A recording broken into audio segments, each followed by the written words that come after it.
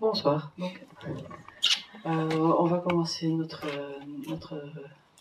séance concernant le traité de libre-échange entre le Mercosur et l'Union européenne, organisé dans le cadre des attaques de Bruxelles.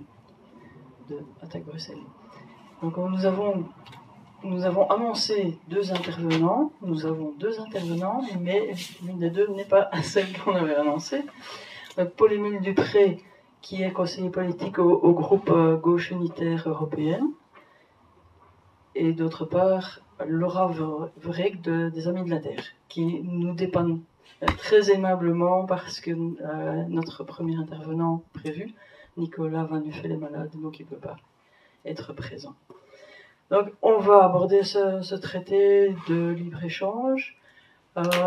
Les intervenants vont se répartir le temps de parole, avec une présentation par Paul-Émile Dupré en grande ligne de ce qu'est ce traité et de ce qu'il contient. Ensuite, Laura Vreg va aborder les conséquences prévisibles de ce traité pour les pays d'Amérique du Sud, du Mercosur, avec, si possible, un petit focus sur le Brésil, mais moins que prévu. Et on va voir ensuite les conséquences possibles, prévisibles par rapport à l'Union européenne. Et puis on prendra beaucoup de temps, enfin tout le temps qu'on veut, par rapport aux questions, réponses, aux débats, aux échanges d'opinions. Ok. Bonsoir. En fait, oui, donc je suis conseiller au groupe GUE.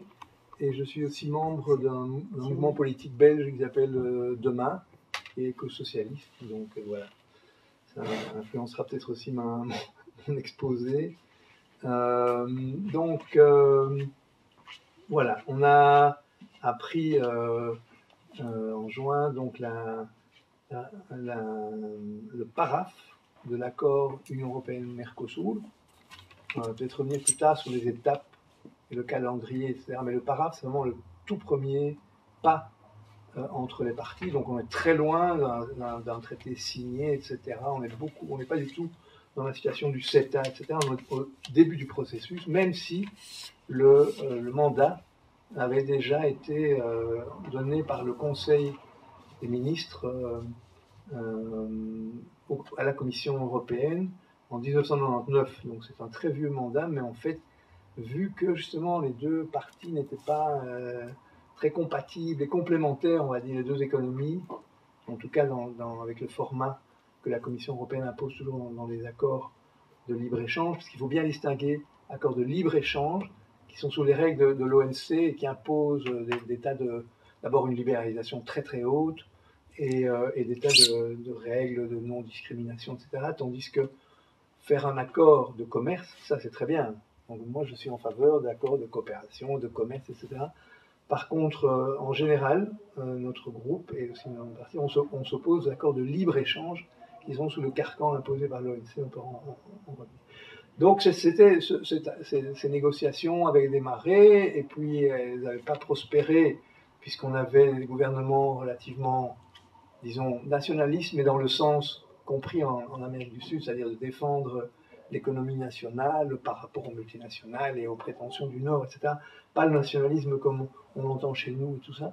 Et donc, on avait des gouvernements comme par exemple Lula, on avait le gouvernement de Kirchner et tout ça qui posaient des conditions minimales. Par exemple, le gouvernement de Lula était très opposé au fait de libéraliser les marchés publics.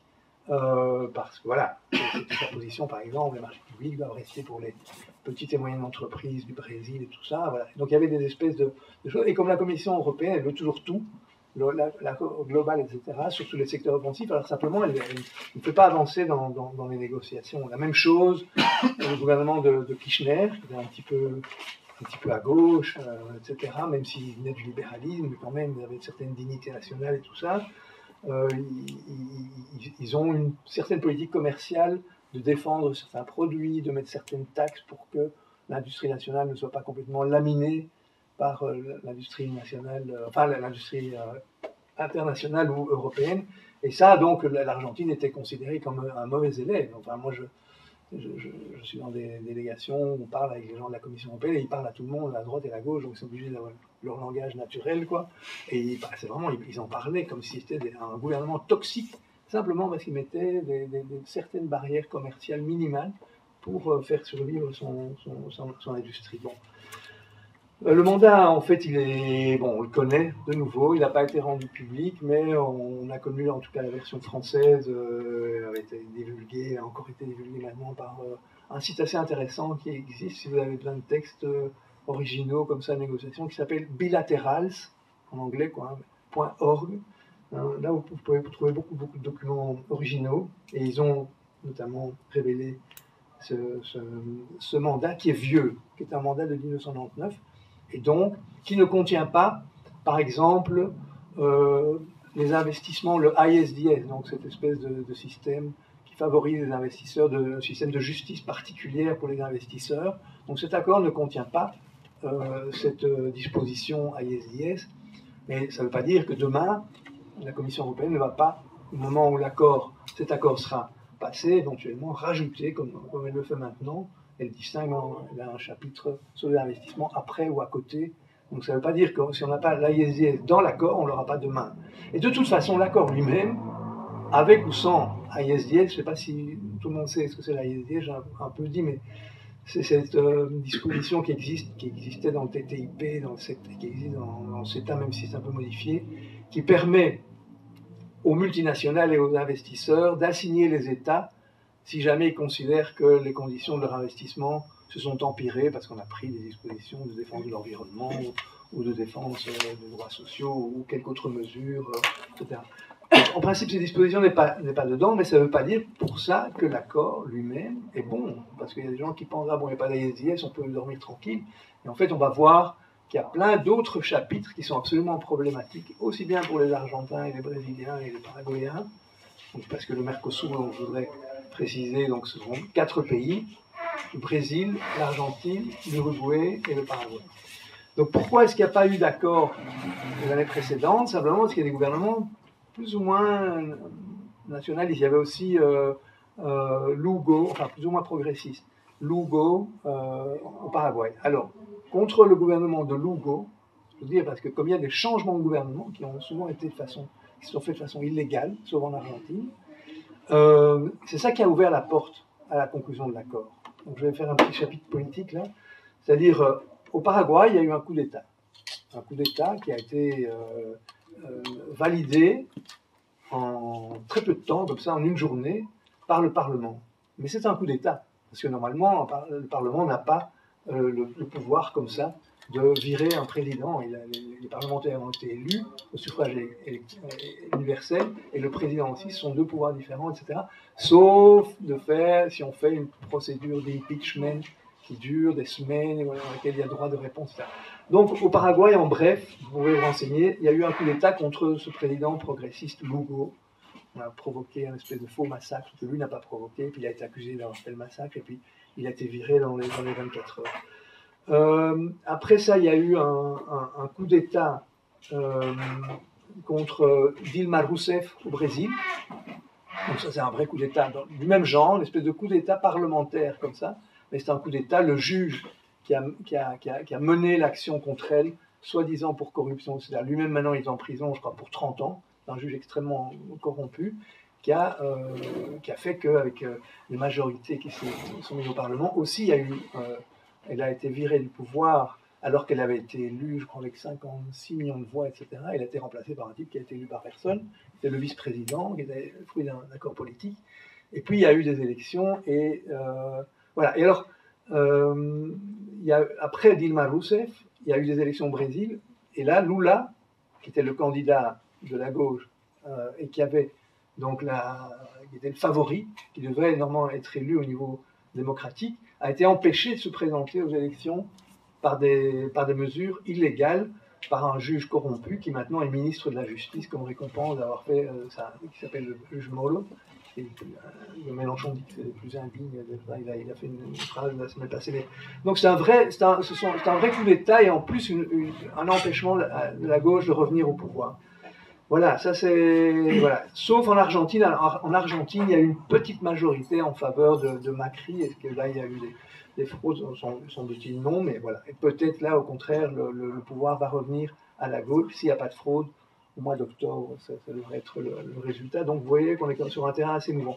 Mais c'est parce qu'il y a eu ces coups d'État dans ces trois pays, Paraguay, Argentine et Brésil, que rapidement la situation pour signer avec l'Union européenne s'est débloquée, puisque ces gens-là ont une vision totalement néolibérale, n'ont pas du tout de vision de construction d'une région autonome par rapport au pouvoir des États-Unis, de l'Europe, des multinationales, etc., mais sont des gens qui, en fait, vendent leur économie beaucoup plus facilement à l'Union européenne. Ça n'a été possible que comme ça. Il faut bien là voir que l'Union européenne n'a pas beaucoup de complexes pour négocier avec des gens horribles, comme ça a été le cas avec l'accord de libre-échange en Colombie, qui a été négocié, on a commencé la négociation avec un type qui s'appelle Uribe en Colombie, qui est un type extrêmement sanguinaire, en fait, et qui devrait être jugé dans les mois qui viennent, etc.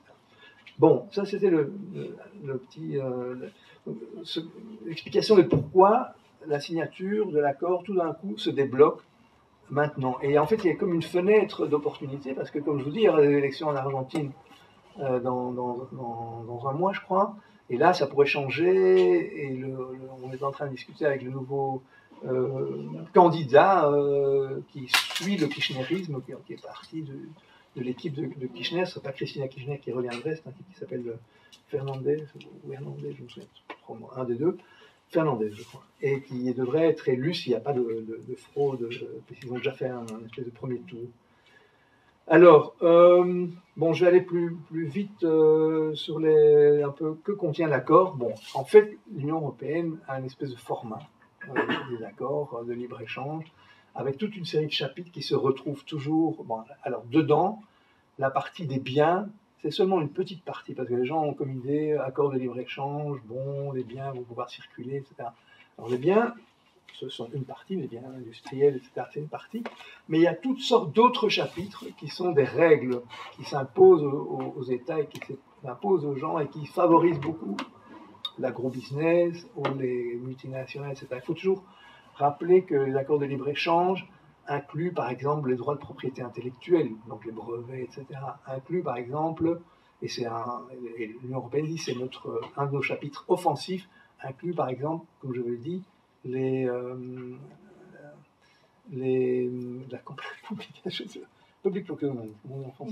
marchés publics, merci, seconde fois.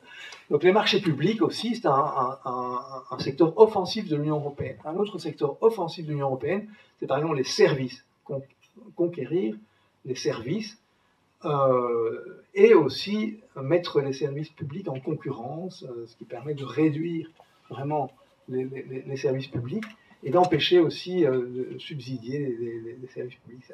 Donc il y a une série de chapitres qui sont, je ne vais pas vous lire toute la liste parce que la liste est très longue, mais qui sont rajoutés au cours des dernières années. On a rajouté au secteur, sous le titre commerce, une série de domaines comme ça qui s'ajoutent sous commerce. Voilà. Donc les investissements, comme je vous disais, c'est aussi quelque chose que l'Union européenne en général ajoute, cette fois-ci pas parce que c'est un ancien mandat, mais normalement elle le fait. Bon, en fait, toute cette offensive de l'Union européenne au niveau commercial continue sous une même logique qui est celle qui a été mise en place en 2006, qui s'appelle Global Europe. C'est-à-dire comment l'Europe rentre vraiment dans une logique de concurrence, fait baisser les normes qui sont des obstacles aux exportations et aux entreprises européennes, etc., et force l'accès de l'Union européenne aux matières premières des pays tiers. Ça, c'est vraiment, disons, en très peu de mots, Global Europe. Après ça, comme il y a eu toute la campagne TTIP, etc., l'Union européenne avait commencé à dire il faut qu'on fasse quelque chose, et ils ont fait une autre directive, il y a un très beau nom, dont j'ai oublié le nom, mais bon, qui est sortie avec Malmström, mais en fait, c'est un peu de la décoration. Ce qui fonde vraiment la politique de l'Union européenne, c'est vraiment encore toujours Global Europe. Alors, donc, en bref, il faut bien dire que le Mercosur, c'est pas un petit bloc du Sud, n'importe lequel. Le Mercosur, le marché, enfin le nombre d'habitants, c'est 8 fois le CETA. C'est 4 fois le Japon, quoi. Donc c'est quand même énorme. On a signé un accord de libre-échange avec le Japon aussi, que vous avez. Et c'est un membre très actif au niveau, c'est une grande puissance agro-industrielle qui fait partie d'un groupe commercial qui a été connu comme le groupe de Cairns, qui sont en fait les gros agro-exportateurs de grains, etc. Et juste après la signature de l'accord, donc enfin la signature non, le paragraphe de l'accord, déjà en juillet, ce groupe, avec d'autres pays, une centaine de pays à l'OMC, ont attaqué l'Union européenne avec une lettre contre le principe de précaution. Et le Canada était dedans. Hein. Donc, soi-disant des alliés, etc. Le Canada n'était d'ailleurs pas du tout allié non plus pour réclamer au Brésil sur les feux en Amazonie. Le Premier ministre du Canada n'a absolument pas joint cette coalition demandant que Bolsonaro fasse quelque chose. Donc, pour dire en gros, donc, c'est un accord qui va permettre de pérenniser les exportations de soja en Europe. Donc pour le moment, le Brésil et l'Argentine sont des très gros exportateurs de soja qui rentrent. Et ça va rendre bien plus difficile demain de pouvoir éventuellement s'opposer à l'entrée, par exemple, du soja transgénique. 90% du soja qui vient de là-bas, c'est du soja transgénique. Alors, ça veut dire quoi? Ça veut dire qu'on favorise, avec cet accord, les exportations de voitures allemandes, par exemple de luxe, etc. On favorise l'exportation pharmaceutique, on favorise la vente de pesticides. Vous savez que Bayer a acheté Monsanto. Ces pesticides sont vendus en Argentine et au Brésil, qui sont des champions. J'ai plein de chiffres ici sur la montée de l'utilisation des pesticides et le nombre de pesticides interdits dans le monde et qui sont permis au Brésil et que Bolsonaro a encore accéléré. La même chose pour l'Argentine. Et ces pesticides sont mis dans les grains, enfin, on se retrouve dans le soja. C'est pas seulement le glyphosate, hein. Des pesticides et ce sont d'autres produits. Et ces produits, après, sont vendus chez nous et sont mangés par nos vaches, par nos cochons et par nos poulets. Et donc, à la fin, c'est nous qui mangeons ces produits qui sont vendus par l'industrie pharmaceutique et pesticides allemande ou d'autres pays européens, mais surtout allemands. Et par contre, et donc nous, ça favorise ce type de secteur. Et par contre, du côté argentin et brésilien, etc., ça fixe le pays dans une reprimarisation de son économie. C'est-à-dire que voilà, on repart vers ces matières premières ou de consommation de viande, de l'exportation de viande, de grains, de gaz de schiste, d'énergie, de pétrole, etc. Et on casse en fait l'économie industrielle locale, puisque pour le moment, puisque cette région n'a pas signé d'accord de libre-échange pratiquement avec aucune région du monde, c'est une espèce de région plus ou moins vierge, sauf avec Israël, il y a un espèce d'accord spécial, mais pour le reste, il n'y a pas d'accord de libre-échange. Et donc, actuellement, il y a certains échanges quand même industriels entre le Brésil et l'Argentine. Et là, vous avez par exemple les exportations, l'industrie argentine qui exporte vers le Brésil, elle va être laminée par l'arrivée de produits industriels européens. Même chose pour les industries brésiliennes qui vendent en Argentine ou les Argentins qui vendent au Paraguay, etc. Et ça va fixer ces pays là-dedans. Moi, je crois qu'il faut voir ça de façon dynamique. C'est pas seulement voir, oui, qu'est-ce qu'on va casser, mais surtout comment on va empêcher ces pays, éventuellement demain, d'avoir un certain équilibre économique entre la partie agricole, la partie industrielle, etc., et un certain échange entre les pays, etc. Et nous, ça va aussi nous fixer dans le même modèle industriel dans lequel on est, dans lequel on voudrait un petit peu aussi une diversification.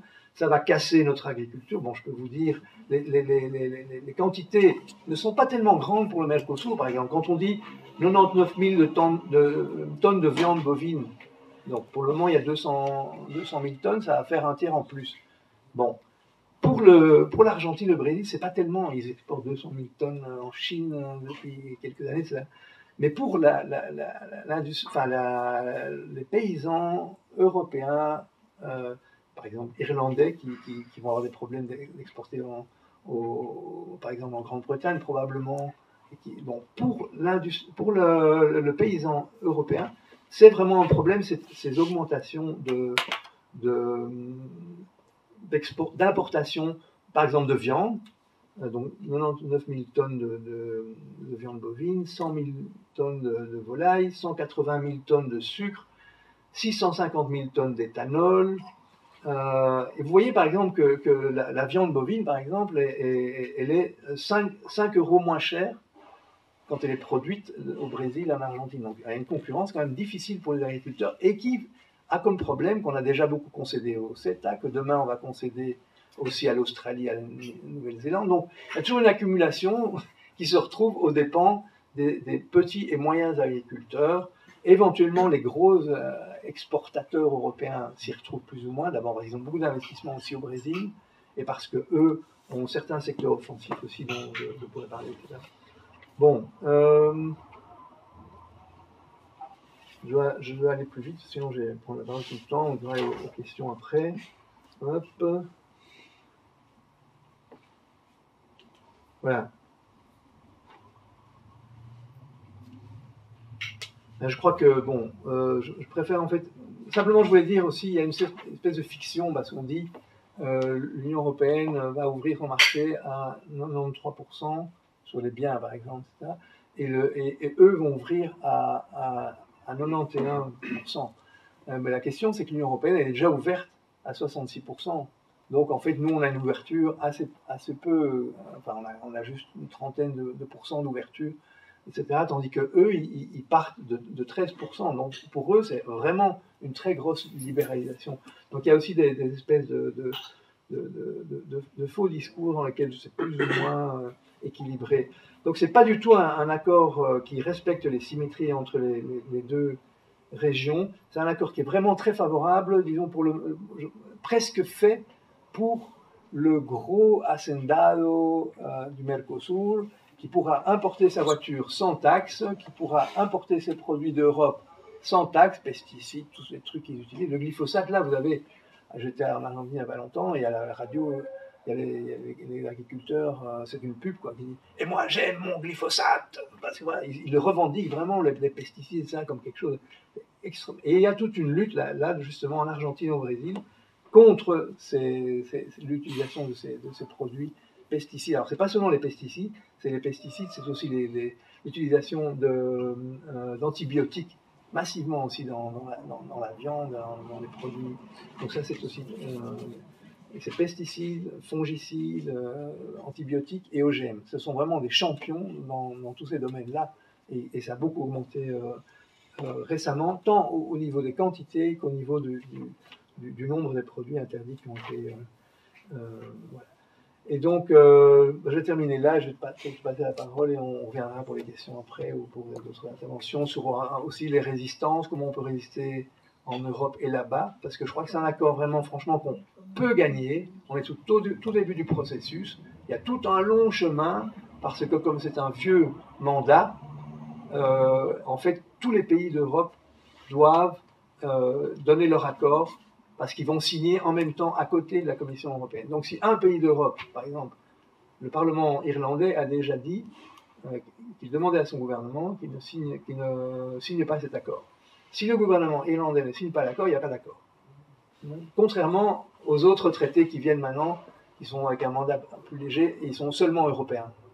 Donc maintenant, dans le futur, les accords de commerciaux seront seulement européens, il n'y aura que le Parlement européen, le reste, il n'y aura plus rien à dire pour les gouvernements et les parlements nationaux, tandis que cet accord-ci, c'est encore un accord à la vieille en ce sens-là, par exemple, la Wallonie pourrait bloquer l'accord Mercosur. Donc ça, c'est très important. Et je crois que, donc, on est au début du processus, on a un accord qui est vraiment scandaleux à beaucoup de points de vue, bon, voilà, je crois que tu vas parler aussi des incendies, etc., et qui nous permet d'avoir une synergie entre les gens qui seront victimes là-bas, parce que là, par exemple, dans l'industrie automobile brésilienne et argentine, ce sont, par exemple, en Argentine, 40 000 emplois qui vont être perdus dans un pays dans lequel les gens pauvres sont massif, quoi. Il y a la pauvreté, il faut voir les manifestations en Argentine. Et donc, il y a beaucoup de gens qui sont dans la pauvreté ou à la limite de la pauvreté. Et donc, dans l'industrie, j'ai les chiffres sur les pertes dans certains secteurs, etc. On a aussi toute l'alliance possible avec les Indiens, qui sont sous pression et qui, vous avez bien vu, bon, vous n'avez pas besoin de faire un dessin là-dessus. Tous les petits agriculteurs, on a vraiment un accord dans lequel il y a une alliance entre les agriculteurs européens et les agriculteurs, les vrais agriculteurs, non pas l'agro-business, mais les vrais agriculteurs d'Argentine et du Brésil sont sous pression des gros propriétaires qui les chassent de leurs terres, tout comme les Indiens, etc. Donc il y a des alliances possibles au niveau ouvrier, des alliances possibles au niveau paysans et certainement évidemment au niveau écologique, lutte contre et santé publique, etc. Parce qu'il y a une grande lutte aussi contre les pesticides en Argentine et au Brésil. Merci beaucoup. Merci. J'ai pas énormément de choses à rajouter, mais peut-être s'y revenir sur qu'est-ce que ça veut dire en termes de modèle agricole et énergétique et peut-être faire un pas en arrière. Avec ou sans le Mercosur, on a déjà un modèle agricole qui pose énormément de questions en Europe, puisqu'on importe énormément de soja du Brésil et d'Argentine, du soja qui mène à une plus grande déforestation et, comme on l'a entendu, du soja qui est à 90% OGM, qu'on importe en Europe pour nourrir nos animaux, que l'on mange ensuite. Donc on a déjà depuis les années 70 ce type d'agriculture qui se développe, qui aussi pose une question de souveraineté alimentaire, c'est-à-dire que si demain il y a une crise financière et que les marchés de Chicago décident que le soja doit augmenter de prix, on devient aussi, les éleveurs se retrouveraient dans une situation très difficile pour nourrir leurs propres animaux. Donc aussi ça veut dire pour nous ensuite ça serait plus cher de manger de la viande. Donc c'est aussi important de penser en termes de... Ça nous fragilise parce que ça nous rend encore plus dépendants sur les marchés qui sont eux-mêmes très dépendants de la spéculation financière. Donc je pense que ça c'est important aussi à noter. Et puis au terme de climat, faire venir des produits extérieurs de l'Amérique du Sud pour l'Europe, c'est tout de même une question. Je pense qu'on oublie parfois de poser des questions peut-être qui paraissent naïves, mais moi je me demande toujours pourquoi en fait. Pourquoi on importe des choses qu'on produit en Europe? Alors, si vous demandez ça au négociateur agricole, du volet agricole, il vous dit, oui, alors attends, ce qu'on va faire, c'est qu'on va importer des produits de basse qualité, pas chers, en Europe, pour produire pour les Européens, et puis on va aussi produire des produits agricoles de très haute qualité qu'on va exporter et qu'on va vendre en Europe. Donc ça a une conséquence environnementale, parce que ça veut dire que tout notre modèle est basé sur l'importation et l'exportation. Et ça a une conséquence sociale qui est aussi importante, ça veut dire qu'en gros, on est en train d'avouer qu'on amène de la nourriture pas chère, mais pas bonne. Et qu'on garde la nourriture de qualité pour les classes supérieures en Europe, et puis pour les classes supérieures à l'extérieur de l'Europe. C'est ce qu'on fait quand on signe un traité de libre-échange avec le Japon, c'est pour aller vendre des saucisses aux Japonais, parce qu'apparemment ils adorent les saucisses, ou des produits de qualité, donc du fromage, du vin, etc. Et donc ça, il faut savoir aussi que ça a un impact en Europe, parce que la PAC avait été créée à la base pour qu'on puisse tous se nourrir de bonne qualité et pas cher. Et là, ce qu'on est en train de faire, c'est clairement une alimentation à deux vitesses, donc qui fragilise les agriculteurs, qui nous fragilise nous-mêmes, et puis qui crée aussi encore plus d'inégalités sociales. Donc, je pense que c'est important aussi à retenir. Donc ce modèle-là, il est là depuis les années 70. Et là, ce qu'on fait avec cet accord-là, c'est on le fige. C'est-à-dire après, on ne peut plus revenir en arrière. Parce qu'il y a aussi cette idée-là, c'est-à-dire une fois que c'est un accord de commerce qui va être signé, et puis ensuite approuvé, bon, on ne l'espère pas, mais par 27 pays de l'Union européenne, et qui ensuite, à aucun moment, vont se retrouver, ça va être très difficile de les remettre autour de la table et d'aller renégocier. Donc on est vraiment, on cherche à nous mettre dans une ligne dans laquelle on ne peut pas faire de demi-tour. Donc il y a vraiment aussi cette volonté politique là. Donc il faut être assez clair, hein, parfois les négociations sont techniques, mais il y a des choses politiques qui sont basiques qu'il faut rappeler. C'est des accords avec des perdants et des gagnants. L'Union européenne, quand elle part au Mercosur négocier, elle est prête à faire perdre une partie de son économie, donc là clairement c'est l'agriculture, pour que d'autres parties de l'économie européenne gagnent. Donc là on est vraiment dans l'industrie financière, principalement allemande, qui va aller chercher des marchés au Mercosur, l'industrie automobile, l'industrie chimique et pharmaceutique comme tu l'as dit, mais aussi toute l'industrie des services. Donc ce que tu disais, l'ouverture des marchés publics, ça veut dire la Sodexo qui va aller prendre l'alimentation, qui va aller prendre les prisons par exemple. Mais ça veut dire également tout ce qui est assurance européenne, ça veut dire énormément de services publics, les Argentins, les Brésiliens, les Uruguayens, les Paraguayens, qui pouvaient être publics ou s'ils étaient privés, ils étaient réglementés, là ils vont être ouverts à la compétition. Et on ne parle pas uniquement au niveau national, on parle aussi également des villes. C'est-à-dire qu'une ville qui va vouloir par exemple favoriser l'économie locale, ça ne sera plus possible. Parce que tout marché public, il faudra qu'il rentre en compétition, et alors les Européens vont arriver certainement avec des prix bas. Et puis ce qu'ils vont faire, c'est ce qu'on a déjà vu par exemple sur l'eau en Argentine, c'est que au bout d'un moment le service va se détériorer, les prix vont augmenter et les gouvernements n'ont plus les moyens de faire demi-tour. Donc là il y a vraiment cette idée aussi de bien privatiser des services publics. Donc ça pose vraiment problème pour les classes inférieures du Mercosur, comme en fait ça pose problème pour les classes inférieures en Europe. On est vraiment là-dedans, le perdant clairement c'est l'environnement, c'est les peuples les plus pauvres, et les gagnants, c'est les grosses multinationales européennes. Et au fond, ce qu'on voit, c'est une grosse augmentation des inégalités en termes d'emploi, mais aussi en termes, comme je vous l'ai dit, en termes d'alimentation et en termes de qualité d'alimentation. Pour vous donner un peu un chiffre, en 2017, de tous les poulets qui sont rentrés en Union européenne, ceux qui étaient le plus contaminés par la salmonelle, c'était les poulets du Brésil. Il y a eu 320 rappels sanitaires en 2017, donc ça veut quand même dire qu'il y a un problème sanitaire qui est identifié. Mais malgré tout, on va ouvrir plus de marchés. C'est 180 000 tonnes, les poulets qui vont arriver en plus avec l'Alcor. On favorise des gros industriels comme JBS, qui était il y a 2 ans, une entreprise brésilienne dont les exports ont quand même été stoppés vers les États-Unis tellement il y a eu un scandale sanitaire. L'Europe n'a pas stoppé les imports de JBS en termes de viande, malgré le fait qu'il y avait d'énormes scandales dans les abattoirs. Les abattoirs qui se trouvent principalement dans des zones qui ont été déforestées. Pour vous donner un peu une idée de ce que ça veut dire concrètement, JBS a un accord avec Deleuze, c'est 113 millions de dollars par an.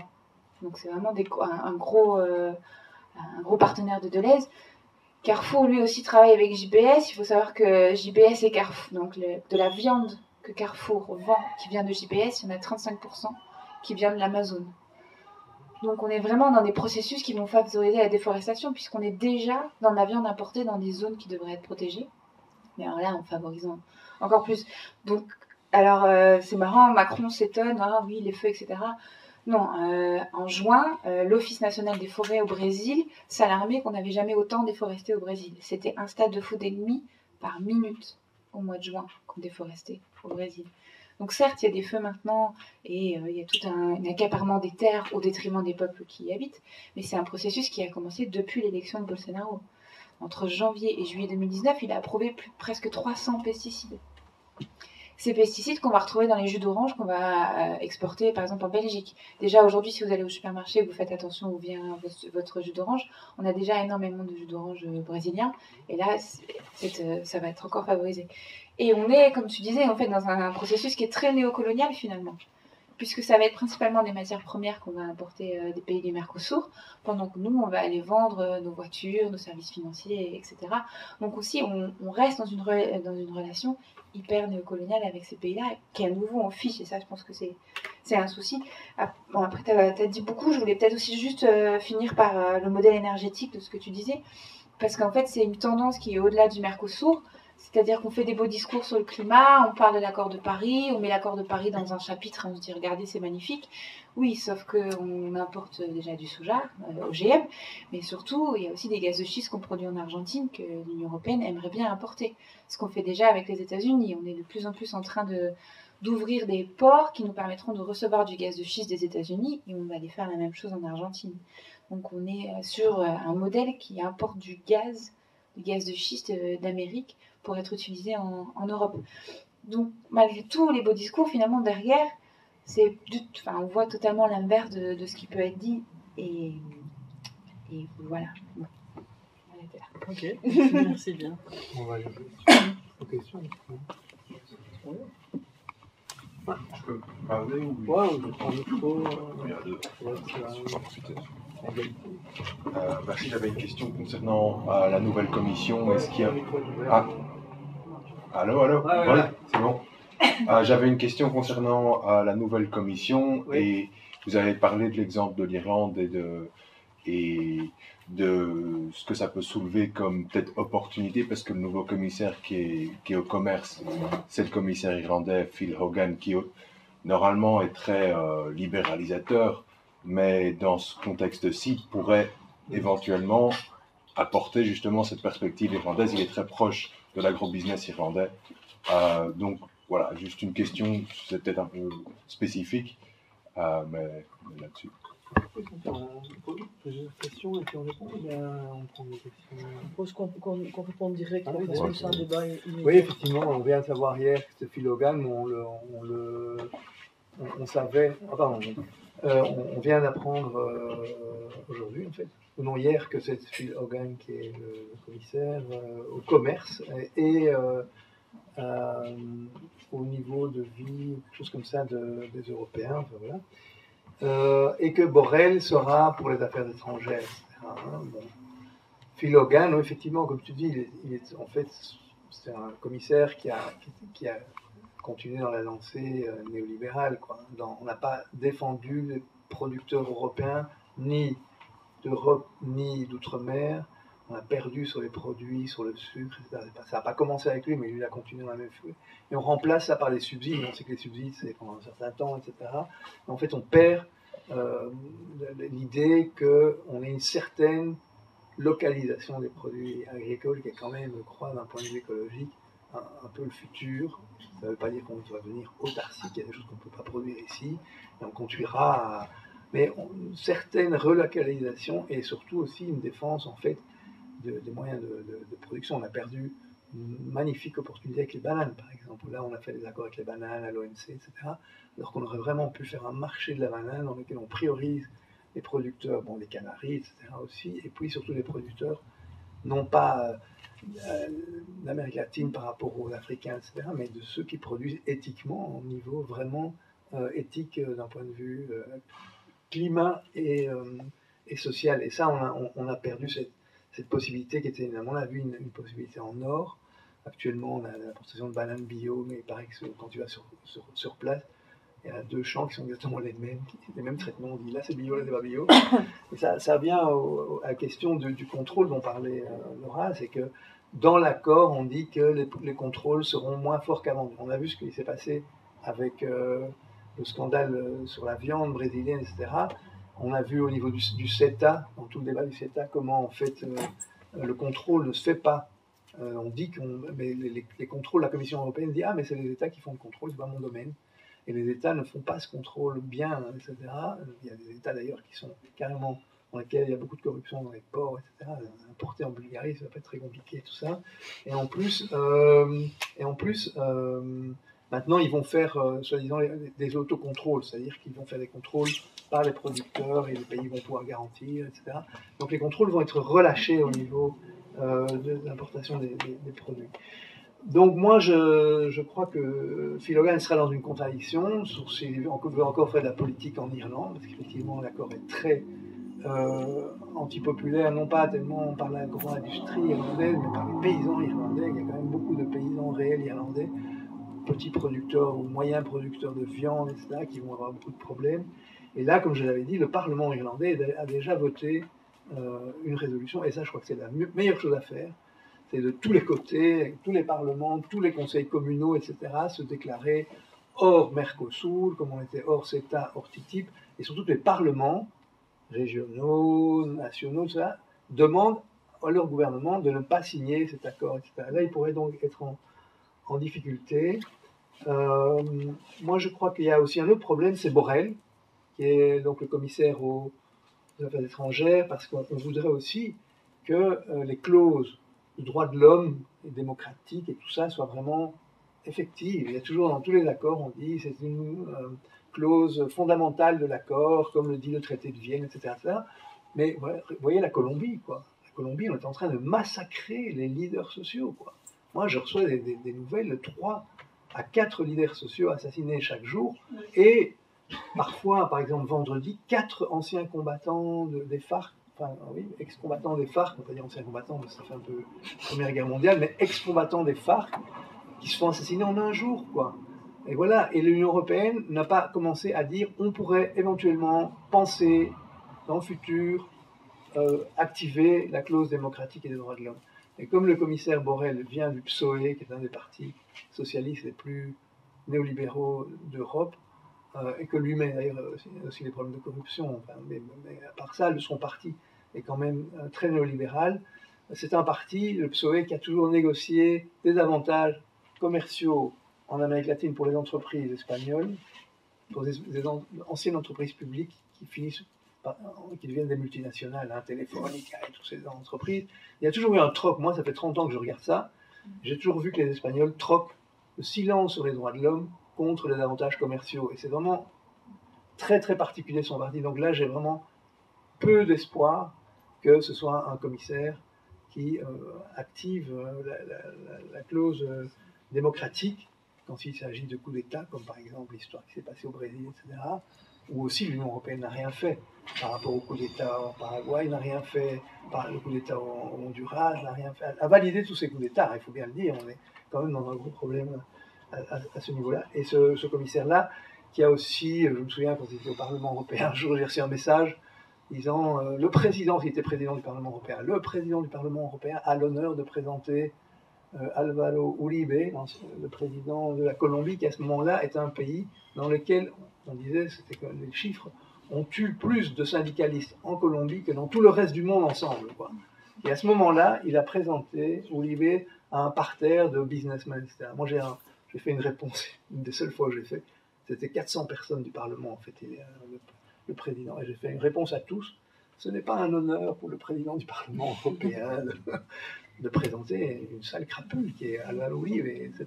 Et c'est avec lui qu'on a négocié. Et donc je ne crois pas qu'il y aura beaucoup d'espoir avec Borrell, il n'aura pas de courage, et ce n'est pas dans la culture politique du PSOE de tenir compte sérieusement des droits de l'homme. Je crois que c'est encore plus facile et ce serait plus réel de la part de certains libéraux. Il y a certains partis libéraux qui ont encore une tradition, les libertés, pas assassiner, etc. Et voilà. Juste pour appuyer ce point-là, parce que je pense que c'est important, il y a quelques jours débattu avec Monsieur Defrene, qui était un des conseillers justement de Pascal Lamy et puis de Davignon, donc quelqu'un qui était dans la commission dans les années 90, très haut placé, qui me disait que en fait le Mercosur est venu des Espagnols. Ce traité vient des Espagnols qui rentrent en 75 dans l'Union européenne, qui voient un accord de commerce avec les pays de la Méditerranée et qui poussent et demandent un accord avec l'Amérique du Sud. Donc ils vont vraiment pousser pour cet accord. Et donc je pense que oui, peut-être Hogan, mais finalement les Espagnols seront plus forts, et puis la finance sera plus forte, l'industrie automobile sera plus forte. Enfin, les ministres agricoles polonais, les ministres agricoles français, irlandais ont émis des hésitations sur le traité. Mais tous les chefs d'État ont paraffé. Enfin, à nouveau, il ne faut pas oublier qu'il y a toute une industrie. Enfin, la finance en Allemagne et l'automobile en Allemagne, les services en France, l'eau, tout ce qui est catering, tout ce qui est service. Enfin, c'est un marché énorme.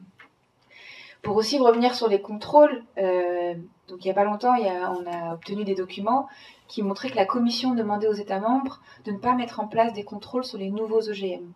Ce qu'on appelle les OGM cachés, parce que c'est des OGM de deuxième génération qui sont plus difficiles à détecter. Et DG Santé, donc la Direction Générale de la Santé, le département de la Santé, demandait aux États membres de ne pas mettre en place donc des nouveaux contrôles. Donc on est vraiment dans une idée dont on ouvre les marchés, mais on ne fait vraiment pas trop attention à ce qu'il y a à l'intérieur, sachant que de toute façon, ça c'est quelque chose qui a commencé au CETA. Dès le CETA, on ouvre des quotas, on ouvre nos marchés agricoles.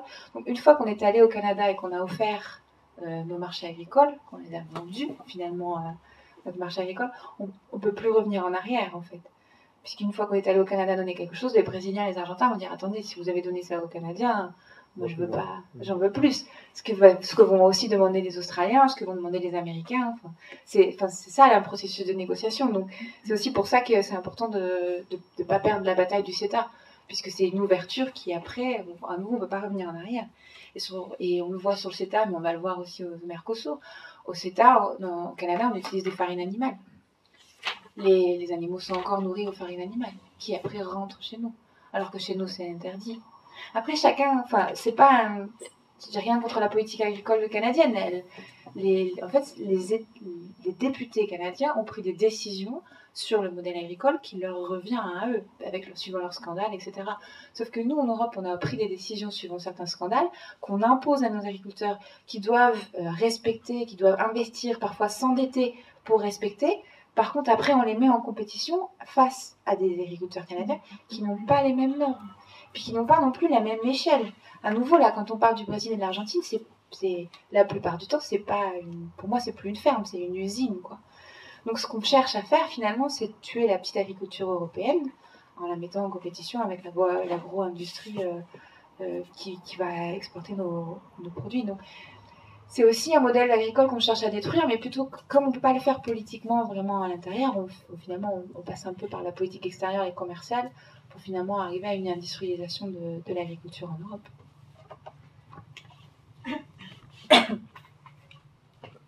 Là-bas, le micro est déjà passé. Quel micro? Là-bas, il est déjà. Ah, je regarde. Je voudrais aussi poser une question. Moi, j'ai déjà passé, j'ai déjà passé. Wow. En effet, j'ai deux questions. Florian de la Fondation Rosa Luxembourg à Bruxelles. Le premier pour les milles, si tu peux expliquer un peu plus pourquoi il y a un problème concernant le secteur automobile, parce que Oui. je pense que c'est déjà les producteurs allemands qui produisent Oui. en Mercosur, c'est Volkswagen au Brésil, ils ont partagé plus ou moins le marché sur pourquoi il y a un problème pour les travailleurs dans ce secteur, s'il y a cet accord. Et la deuxième question, c'est pour Laura,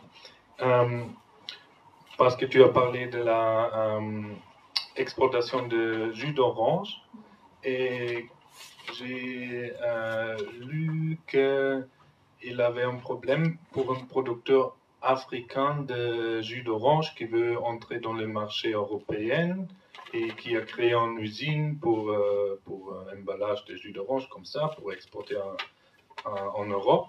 Et maintenant, ça peut arriver qu'il ne peut pas le vendre parce que l'augmentation de concurrence du marché brésilien.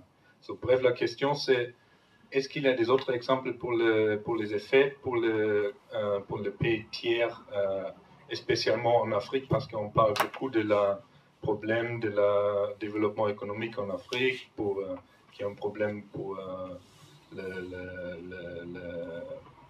les causes de la migration et sur toutes ces questions-là. Merci.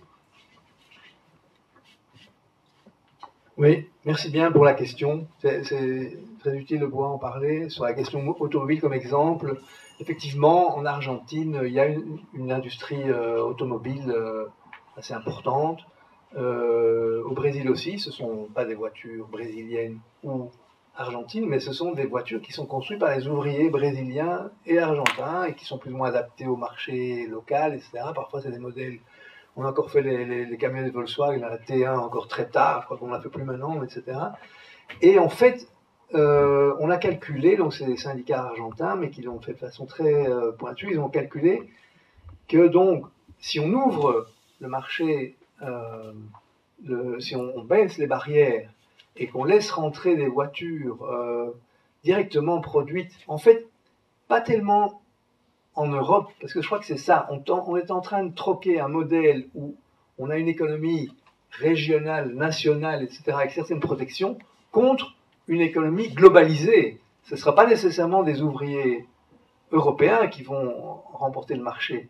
Ce sont des montages qui se font entre la Chine, etc. Il faut voir qu'au Mexique, avec l'accord de libre-échange, en fait, ça a boosté ce qu'on appelle les maquilados, les zones de non-droit et de non-taxes, etc.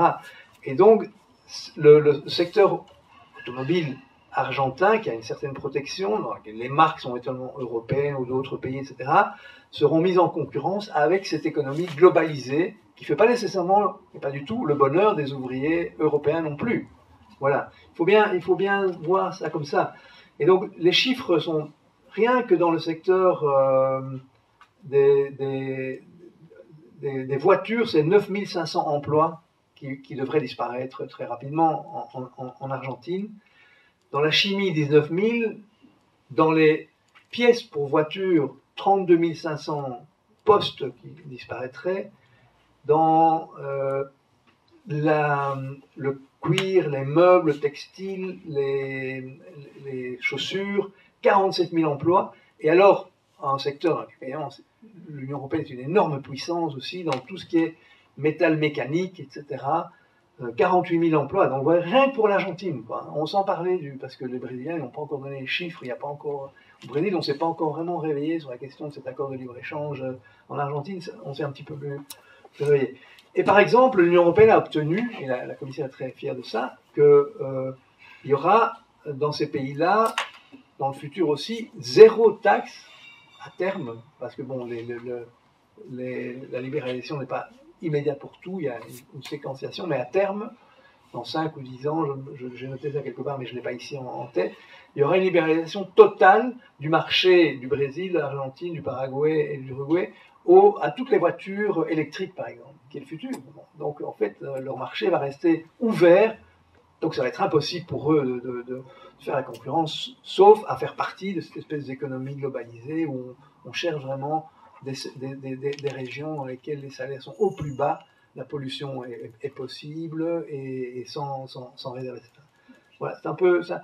Et je voulais juste dire, parce que j'en profite, de dire, voilà, on s'enferme dans un modèle, aussi bien eux que nous, mais surtout eux, dans ce modèle, d'une part, dans un modèle où on rentre dans l'économie globalisée sans possibilité de défendre des droits sociaux et développement soutenable, comme ils l'ont quand même essayé de le faire dans ces pays-là jusque maintenant.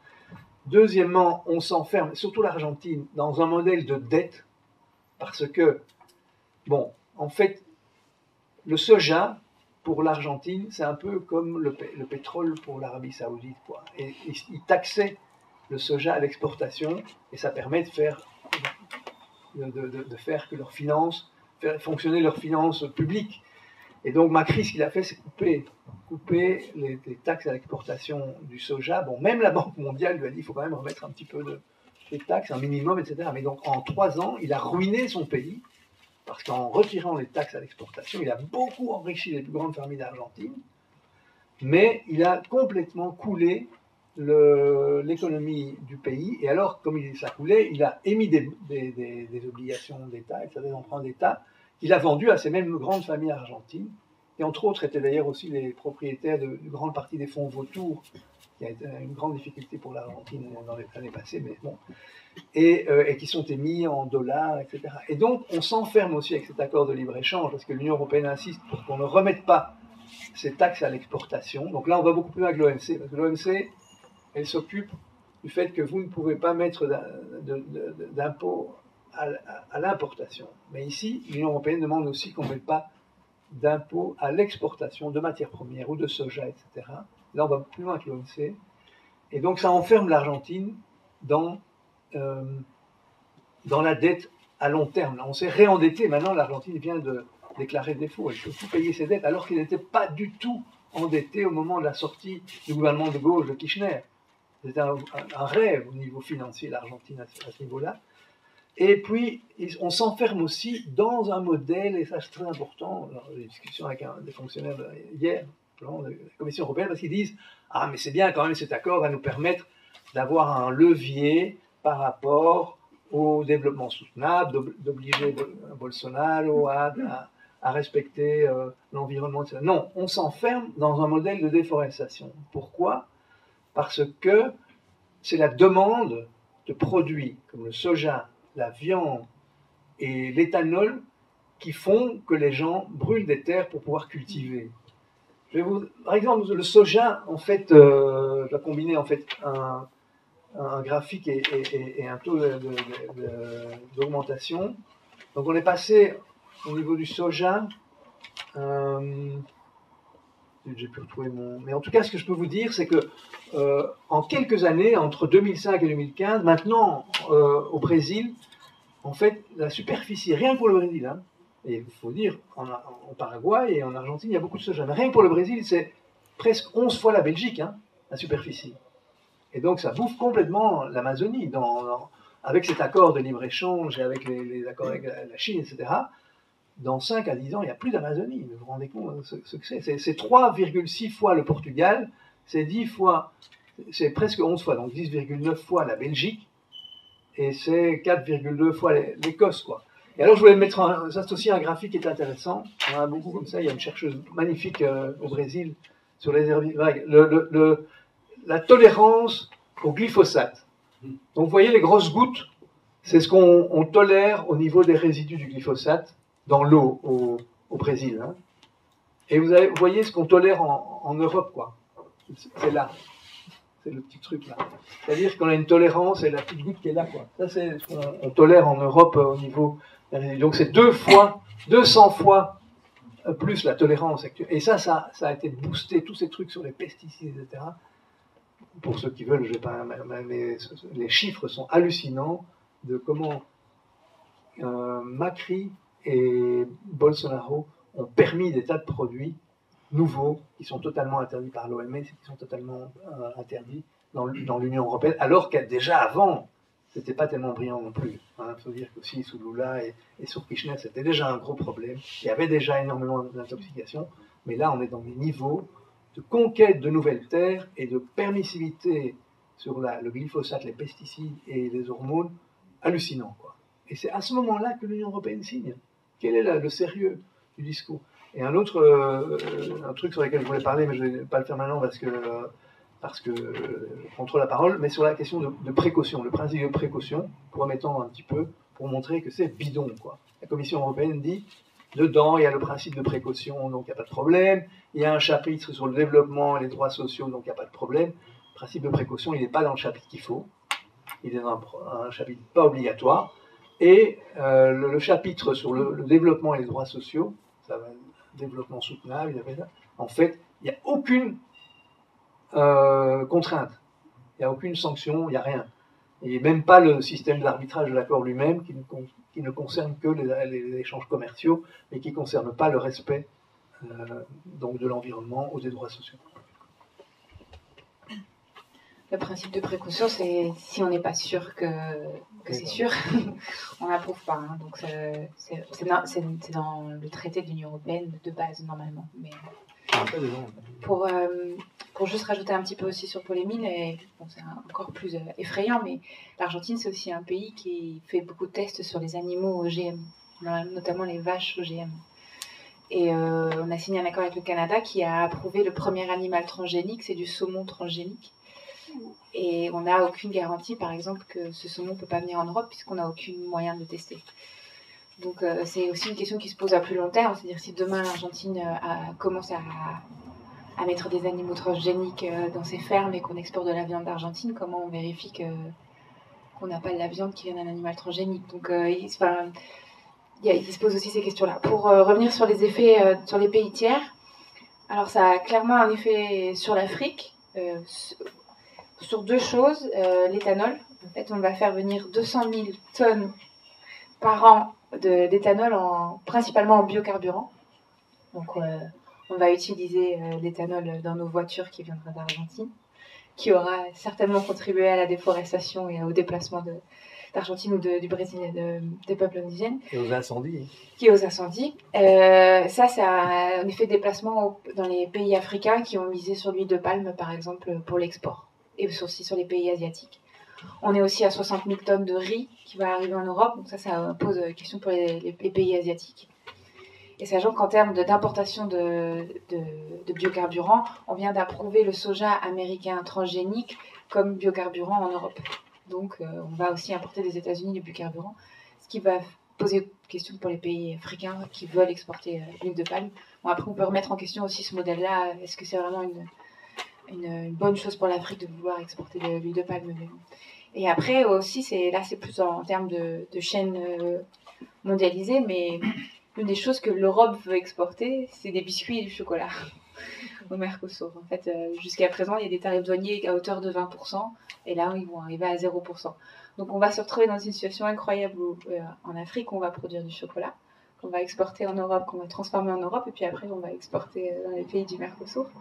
Donc déjà, on empêche que l'Afrique puisse elle-même produire ses propres biscuits, son propre chocolat, et qu'elle l'envoie en Amérique latine. Mais c'est surtout, en plus, en termes de climat, ça n'a aucun sens. Et puis, à nouveau, c'est des chaînes mondialisées et qui nous rendent en plus hyper fragiles au niveau des marchés financiers. Et puis, ça montre bien, en fait, aussi le raisonnement, en fait, agricole au niveau de la Commission. C'est-à-dire que devenir une chaîne, dans une chaîne tellement mondialisée de biscuits et chocolat, ça leur paraît tout à fait normal. Moi je les trouve hyper méprisants, les négociateurs du commerce européen, j'ai pas peur de le dire. Il y a pas longtemps, Donc justement, j'étais dans ces réunions où ils font semblant d'être transparents. Donc ils expliquent aux gens qui veulent bien, qui parlent anglais et qui savent quand est-ce qu'est la réunion, ce que c'est que l'accord du Mercosur. Et justement, les éleveurs irlandais expliquent à la négociatrice. La négociatrice en chef, elle est italienne, ça fait plus de 20 ans qu'elle est à l'Union européenne. Elle a commencé en tant que traductrice, elle n'a pas vraiment de notion d'agronomie. Hein. Enfin, faut quand même le rappeler que je pense pas qu'elle sait vraiment... Et là, donc l'éleveur irlandais lui explique non seulement vous allez me faire perdre mon emploi, mais en plus de ça, les Irlandais vont moins bien manger. Et puis, vous faites perdre en fait toute la vie rurale aussi qu'il peut y avoir en Irlande. Et puis, vous laissez des terres qui jusque-là étaient exploitées. Bon, certes, on peut mettre en question la façon dont elles étaient exploitées, mais c'est des terres qui après vont devenir des friches ou des forêts. Enfin, ça a aussi un impact sur l'environnement en Irlande. Et là, elle lui dit, mais vous savez, si vous avez un problème avec l'élevage, c'est pas le Mercosur, hein, c'est les jeunes, ils mangent plus de burgers. Et puis, de toute façon, regardez, on va exporter des biscuits et du chocolat, vous devriez être contents. Vous imaginez un peu ce que, le mépris qu'il y a derrière ces propos et surtout ce que ça veut dire en termes on accepte de faire partie d'une chaîne mondiale de production alimentaire plutôt que relocaliser et on accepte aussi que certaines parties de l'Europe perdent et ça je pense que on peut être pro ou contre l'Europe mais si on cherche à avoir une Europe des peuples où on puisse vivre mieux ensemble en Europe, là ce qu'on est en train de faire c'est tout l'inverse. On est en train de créer des secteurs qui vont perdre, des pays qui vont perdre, qui sont déjà des perdants, puisque les éleveurs sont déjà des perdants en Europe, alors qu'on donne encore plus de moyens financiers à des secteurs qui gagnent, l'automobile, l'Allemagne, et donc on met en concurrence les pays européens entre eux, on appauvrit certains secteurs qui sont déjà pauvres, mais on n'a aucun mécanisme de solidarité qui va derrière. Donc on est aussi dans un processus encore plus de creusement entre le centre et la périphérie de l'Europe, mais surtout à l'intérieur des pays et entre les pays. Et donc on fragilise non seulement le Mercosur, comme tu disais, qui va plus forcément être bien intégré, mais nous non plus, on va plus forcément être bien intégré. Et puis, il faut savoir aussi dans tout ce qu'on a dit, pourquoi il est signé maintenant, c'est clairement parce que c'est maintenant où on a les meilleurs présidents pour l'Union européenne, mais c'est parce qu'il faut le faire maintenant avec le Mercosur avant que les États-Unis y aillent. Donc on est sur un modèle très proche finalement d'un accord qui va bien, qui est en cours de négociation. Déjà, ils ont commencé entre le Mercosur et les États-Unis. Donc on s'est mis aussi face à Trump dans un modèle commercial similaire à celui qu'imaginent les États-Unis. Donc, et c'est là où pour moi tout est le problème, c'est-à-dire on est un des marchés les plus importants du monde. On a les moyens d'aller voir le Mercosur et de demander une autre façon de faire du commerce, puisqu'on a le marché derrière pour faire ça. Sauf que nous, ce qu'on fait, c'est plutôt que se mettre en différent par rapport à la Chine ou les États-Unis, on rentre dans le même modèle et on se met en compétition à le premier qui ira chercher et qui ouvrira un marché pour ces multinationales. C'est aussi la Chine. C'est aussi la Chine. Voilà, bonsoir. Je suis Sana Paul, bolivienne, membre d'ATTAC. Et je voudrais bien vous dire que je suis étonnée qu'on n'arrive pas à donner les noms les gens qui sont dans les Mercosur ou dans les entreprises agro-industrielles en Amérique du Sud. Parce que quand on dit le Brésil, l'Argentine exportent, je ne pense pas en tant que pays que c'est le Brésil ou l'Argentine, mais c'est 1% des oligarchies nationales qui sont appuyées avec l'oligarchie internationale et le lobby international de l'Union européenne. D'abord, et qui sont ces entreprises? Nestlé, Unilever, Cargill, Danone, qui détiennent le contrôle de latifundio aussi, au Brésil, en Argentine et en Bolivie même. Maintenant, je voulais vous dire aussi que nous avons une expérience néfaste avec ALCA, et les traités de libre commerce, que d'abord ALCA n'a pas pu le faire parce que ALCA c'était régional avec l'Amérique du Nord et l'Amérique du Sud. On les a empêchés, mais quand même eux ils se sont détournés, ils ont fait les traités bilatéraux. L'Amérique avec chaque pays, il a affaibli tous les États latino-américains. Ensuite, ce qui s'est créé avec cette ALCA et cette NAFTA qui sont faits en 1994 avec Canada, Mexique, l'Amérique du Nord. Qu'est-ce qui s'est passé avec, par exemple, les 15 millions de paysans qui sont dans la rue au Mexique? Et des usines petites et moyennes, ils se sont fermées complètement. Et qu'est-ce qu'on a utilisé? C'est 15 millions de paysans pauvres, ils sont émigrés dans la ville. Qu'est-ce qu'ils sont devenus? Alcooliques, drogués, travailler comme des esclaves là-bas. Et la même chose partout où il est passé ces traités de libre commerce. Parce qu'une fois qu'on a, comme on dit Laura, je pense, une fois qu'on a signé, pas moyen d'aller en arrière, parce que si on veut aller en arrière, on est persécuté par la police, entre guillemets, des banquiers, et la même Banque mondiale qui est dedans dans la construction de ce type de traités. Il faudra peut-être voir, et peut-être si vous avez, Laura, le temps, je peux vous passer la conférence que nous avons faite en Amérique du Sud en montrant plus clairement les pas et les structures de ce type de traité. Parce que c'est ça ce qu'il faut voir. Comme ça, et essayer d'activer pour qu'on puisse avoir beaucoup plus de monde en attaque, parce que je vois que chaque fois, il y a moins de monde, et ça me fait de la peine, parce que c'est un problème assez sérieux, ce problème de Mercosur et le traité de CETA. Et pour vous dire, Mercosur, ce sont à Paraguay, à l'Argentine, au Brésil, comme on a parlé, ce sont des ex-banquiers qui deviennent les propriétaires de la terre et des agro-industriels qui sont dedans. Alors, il faut leur montrer, il faut leur dire, il faut faire beaucoup plus de bruit, parce que le problème social, c'est terriblement déchirant, la pauvreté. Alors, on est en train de se demander pourquoi on arrive autant des immigrants, c'est aussi un problème économique et social. Voilà mon apport. Ici,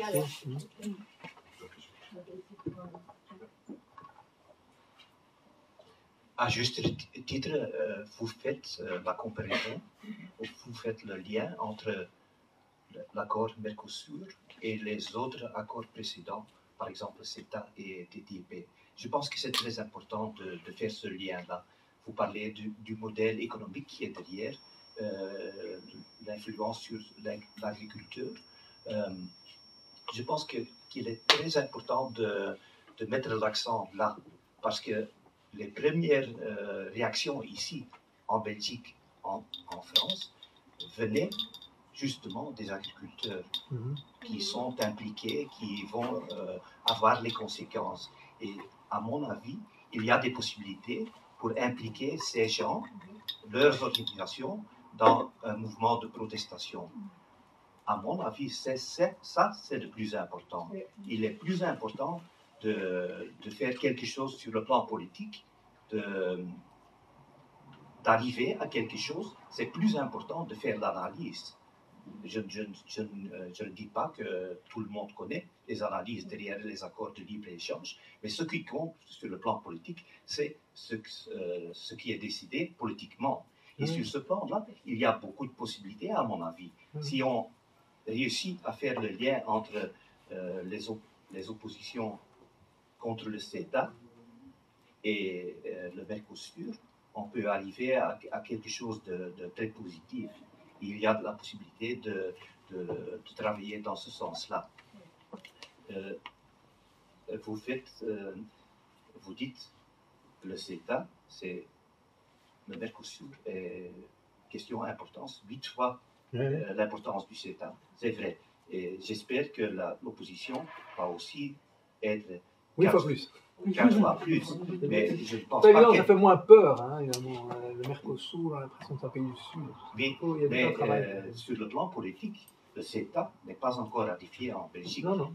Le Parlement national a décidé en faveur, le Parlement flamand aussi, mais à Bruxelles, Wallonie, la communauté française, ce n'est pas encore le cas. Et je ne sais pas s'il y a des gens dans la salle qui ont lu déjà l'accord gouvernemental wallon. Mais dans l'accord de Bruxelles, le gouvernement d'accord de Bruxelles, il y a des clausules spécifiques qui préparent ce qu'on va faire avec le CETA. Il faut savoir que pour l'instant, il n'y a pas une majorité pour approuver le CETA.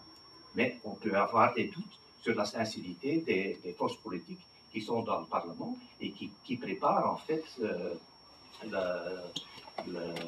l'accord sur le CETA. Et à mon avis, il y a des possibilités justement pour combiner les deux. L'opposition politique sociétale contre le CETA, de la ratification, et de l'agitation contre le Mercosur. Et ma question, c'est votre opinion sur cela et les possibilités pour mettre en avant prenons l'exemple du TTIP, un mouvement contre qui peut obtenir des résultats politiques.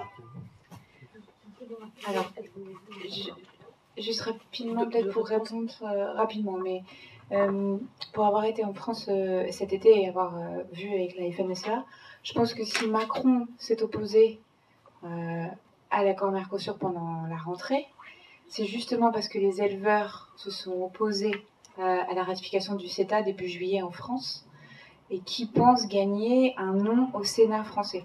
Donc en France, c'est l'Assemblée nationale, le Sénat. Si le Sénat dit non, ça revient à l'Assemblée nationale. Et en fait, Macron a peur justement de ce lien qui a été fait entre CETA et Mercosur par les éleveurs. Et je pense que c'est une des raisons pour laquelle il s'est ensuite opposé. Maintenant il s'oppose maintenant, mais ça n'a plus aucun effet. Hein. Il n'a pas raffé, maintenant il dit non. Il n'a pas à signer avant 1 an ou 1 an et demi. Donc ce qu'il dit, ça ne l'engage pas vraiment. Mais malgré tout, il a quand même cherché à rassurer les éleveurs. Donc je pense que l'alliance avec les éleveurs, c'est important. Faire le lien avec les éleveurs, c'est très important.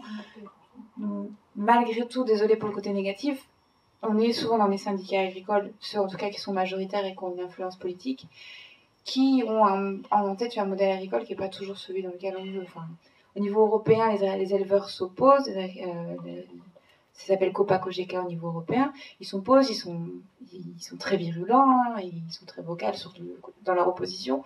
Sauf qu'un de leurs arguments, c'est pas juste qu'il y ait autant de technologies autorisées au Mercosur et pas en Europe. Ils sont aussi dans cette idée que ce serait pas mal d'avoir des OGM en Europe. Donc il faut aussi faire attention parfois dans leur positionnement. Hélas, au niveau national et surtout au niveau européen, l'agro-industrie a énormément d'influence sur les regroupements d'éleveurs et d'agriculteurs. Ce qui renforce exactement ce que vous disiez, ce que disait Paul Émile, c'est que c'est vraiment au niveau local qu'on peut jouer quelque chose. Je pense qu'il ne faut pas oublier que, exactement, l'accord au niveau de Bruxelles, il faut demander aux parlementaires de bruxellois qui gardent cet accord. Bruxelles peut dire non au Mercosur, comme la Wallonie a dit non au CETA.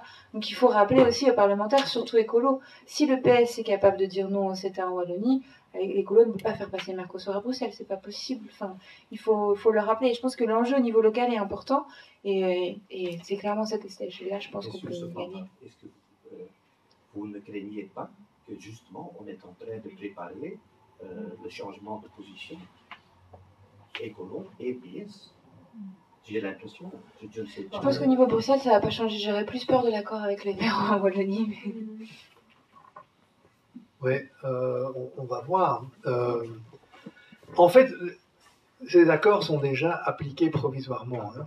Donc ça, c'est le problème. Parce qu'on a aussi l'accord de Colombie, il est très vieux. Maintenant, il n'y a plus que Bruxelles qui n'a pas signé. Je crois même la Grèce, soi-disant de Gaulle, etc., a signé, etc. Donc il n'y a plus que la ville de Bruxelles et le Parlement, la communauté, comment on appelle, enfin Wallonie-Bruxelles, le truc Wallonie-Bruxelles, qui n'ont pas encore signé l'accord avec la Colombie. Le Parlement wallon l'a déjà signé, l'a déjà ratifié. Hein.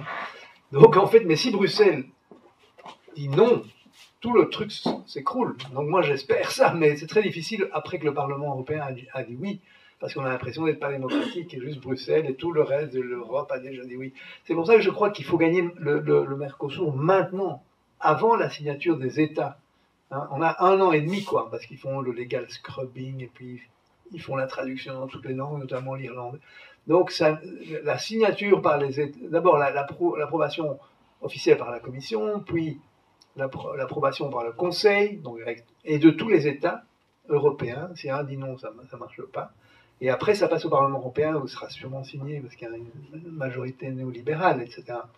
Donc, ce sera sûrement ratifié. Après, il y a les parlements nationaux, etc. Mais c'est déjà en vigueur. Et à ce moment-là, c'est plus difficile aussi, parce que vous allez contre un vote du Parlement européen. C'est pour ça que là, c'est bien avec le Mercosur, parce qu'on est en amont, on a le temps. Les gens ont dit, sur le CETA, ils nous ont eu, on n'a pas bien discuté, c'est ce qu'ils ont dit à l'Assemblée nationale, où même la majorité de Macron s'est divisée. Donc maintenant, ils sont un peu échaudés. Et je crois que si on parvient à faire un bon travail d'information, les documents vont commencer à sortir, on va analyser plus les textes, vous aurez des résumés, etc. aussi, chacun peut s'engager. Je crois qu'il y a une série de secteurs. Les agriculteurs, on en a parlé, hein, sauf les très grands. En France aussi, il y a des gens qui ont des investissements importants, évidemment au Brésil aussi, dans le soja, etc. Il y a aussi ça aussi. Les consommateurs et la santé, c'est essentiel, quoi. Voilà. Moi, je ne sais pas comment les gens mangent encore de la viande, Oui. parce que ou bien vous mangez de la viande brésilienne, et c'est pourri, canadienne, ou bien vous mangez de la viande européenne, et sauf si vous savez très bien d'où vient votre bétail, etc., c'est pourri, parce que c'est avec du soja, glyphosate, qui est pourri aussi.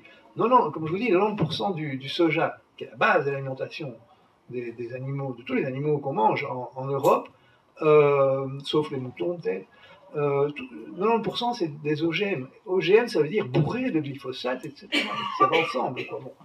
Après, les écologistes, quand même, si on parvient à démonter, parce qu'on peut démonter les arguments de la Commission européenne qui disait que le TTIP allait booster la croissance, on a cassé certains arguments de la Commission européenne qu'elle n'utilise plus, avec des documents. Nous, on avait fait un document que la GUE a financé, un centre d'études, il y a d'autres gens sur d'autres sujets, etc.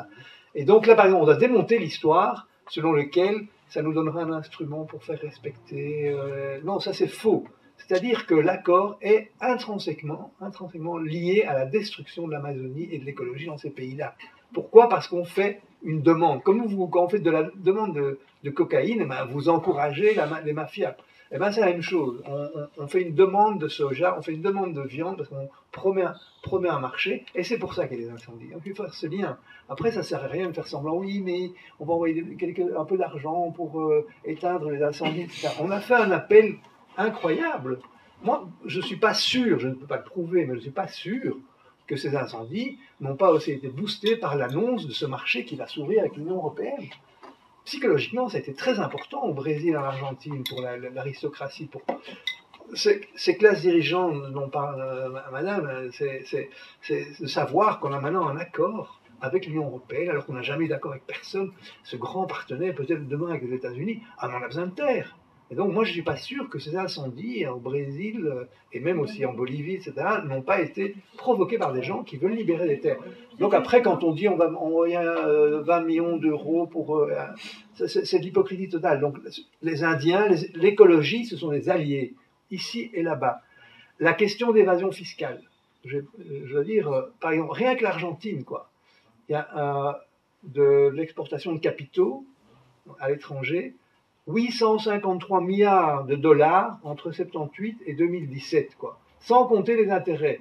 C'est ça que les familles argentines, les chiffres sur l'évasion fiscale, la fraude fiscale, l'argent noir en Argentine, ça donne le tournis, quoi. La corruption de la famille Macri, qui a volé en fait le courrier, donc la poste nationale, ils se l'ont accaparé, ils n'ont jamais payé, maintenant il est devenu président, il va payer encore moins. Eh ben, c'est des chiffres qui sont inimaginable ici même, au niveau en tout cas de ce qu'on connaît ça. Alors, donc tout ce qui est lutte contre l'évasion fiscale, c'est quand même des réseaux européens assez importants, etc. Il faut qu'on travaille avec ces réseaux-là pour montrer que c'est un exemple hallucinant de corruption, cette région-là, au niveau de l'évasion fiscale. En partie, l'Argentine, avec toute cette question des faux vautours qui étaient possédés par cette aristocratie locale et qui rend l'État argentin exsangue. Alors, tout ce qui est la défense des services publics, c'est des alliés, quoi. Le secteur de la santé publique en Europe, pour tout ce qu'on a dit avant, là, ce qu'on va consommer comme produits, etc., la baisse des standards sur les produits, ça.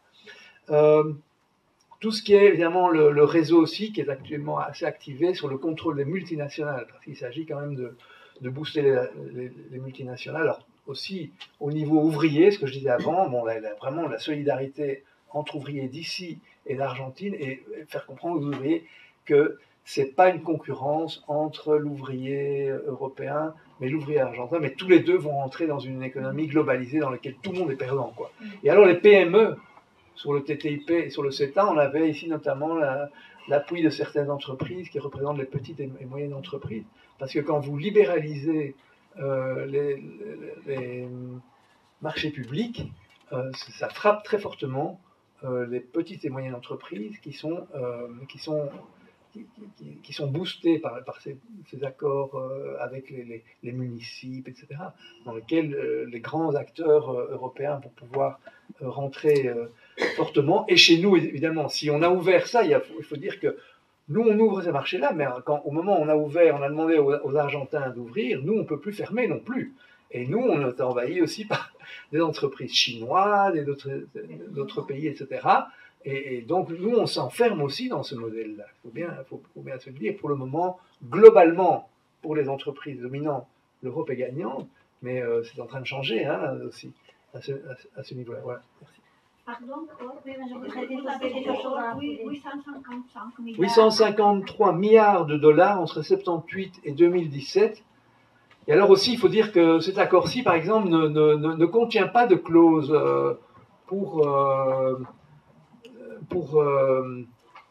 parce que certains accords ont certaines clauses permettant de contrôler un petit peu la fraude fiscale et l'évasion fiscale, etc. Et cet accord-ci est très faible à ce niveau-là. Et l'accord de la Colombie aussi est très faible sur l'argent noir. On a fait un bouquin, la Goué, là-dessus. Bon, je n'ai pas le temps de développer ça. Mais juste parce que vous parlez, je voulais dire aussi, il faut bien effectivement dire combien on est solidaire, on est avec les peuples de l'Argentine, du Brésil, et qu'effectivement l'aristocratie de ces pays-là, qui est vraiment une aristocratie importée d'Europe en grande partie, est une aristocratie pure. Au Paraguay, c'est une longue histoire, il y a eu la guerre de la triple frontière, etc. Et on a volé les terres. Elles étaient très bien distribuées au Paraguay au XIXe siècle, et les terres ont été volées par le mécanisme de la dette après la guerre de la triple frontière, etc. Ce sont des familles européennes qui ont acheté des terres contre des dettes de guerre, en fait, voilà, qui a été provoquée par l'Angleterre, parce que le Paraguay avait un très bon développement, industriel notamment, et l'Angleterre a créé une guerre là-bas pour pouvoir ouvrir le marché du Paraguay et a complètement détruit ce pays, qui était un pays très très riche et très égalitaire. Et en Argentine, l'aristocratie locale aussi, dominante européenne, anglaise et espagnole et italienne, a conquis toutes les terres où il y avait des Indiens. Ils ont appelé ça la guerre du désert. C'est à la fin du XVIIIe siècle, au début du XXe siècle. Et ils ont fait la guerre du désert. C'est pas un désert, c'est des terres occupées par des Indiens, etc., et qui ont été exterminés pour faire ces grandes cultures d'Argentine. Et pour ça, bon. Et c'est ces familles-là qui font partie notamment du gouvernement Macri. Si vous regardez les familles, il y a des Brown, etc., il y a certaines familles argentines qui sont vraiment l'aristocratie la plus assassine qu'on peut imaginer en Argentine. C'est eux qui étaient dans le pouvoir, dans le gouvernement de Macri, et c'est pour ça qu'on espère beaucoup qu'ils soient hors pouvoir dans 2 mois, mais moi je crains les fraudes qu'ils peuvent faire.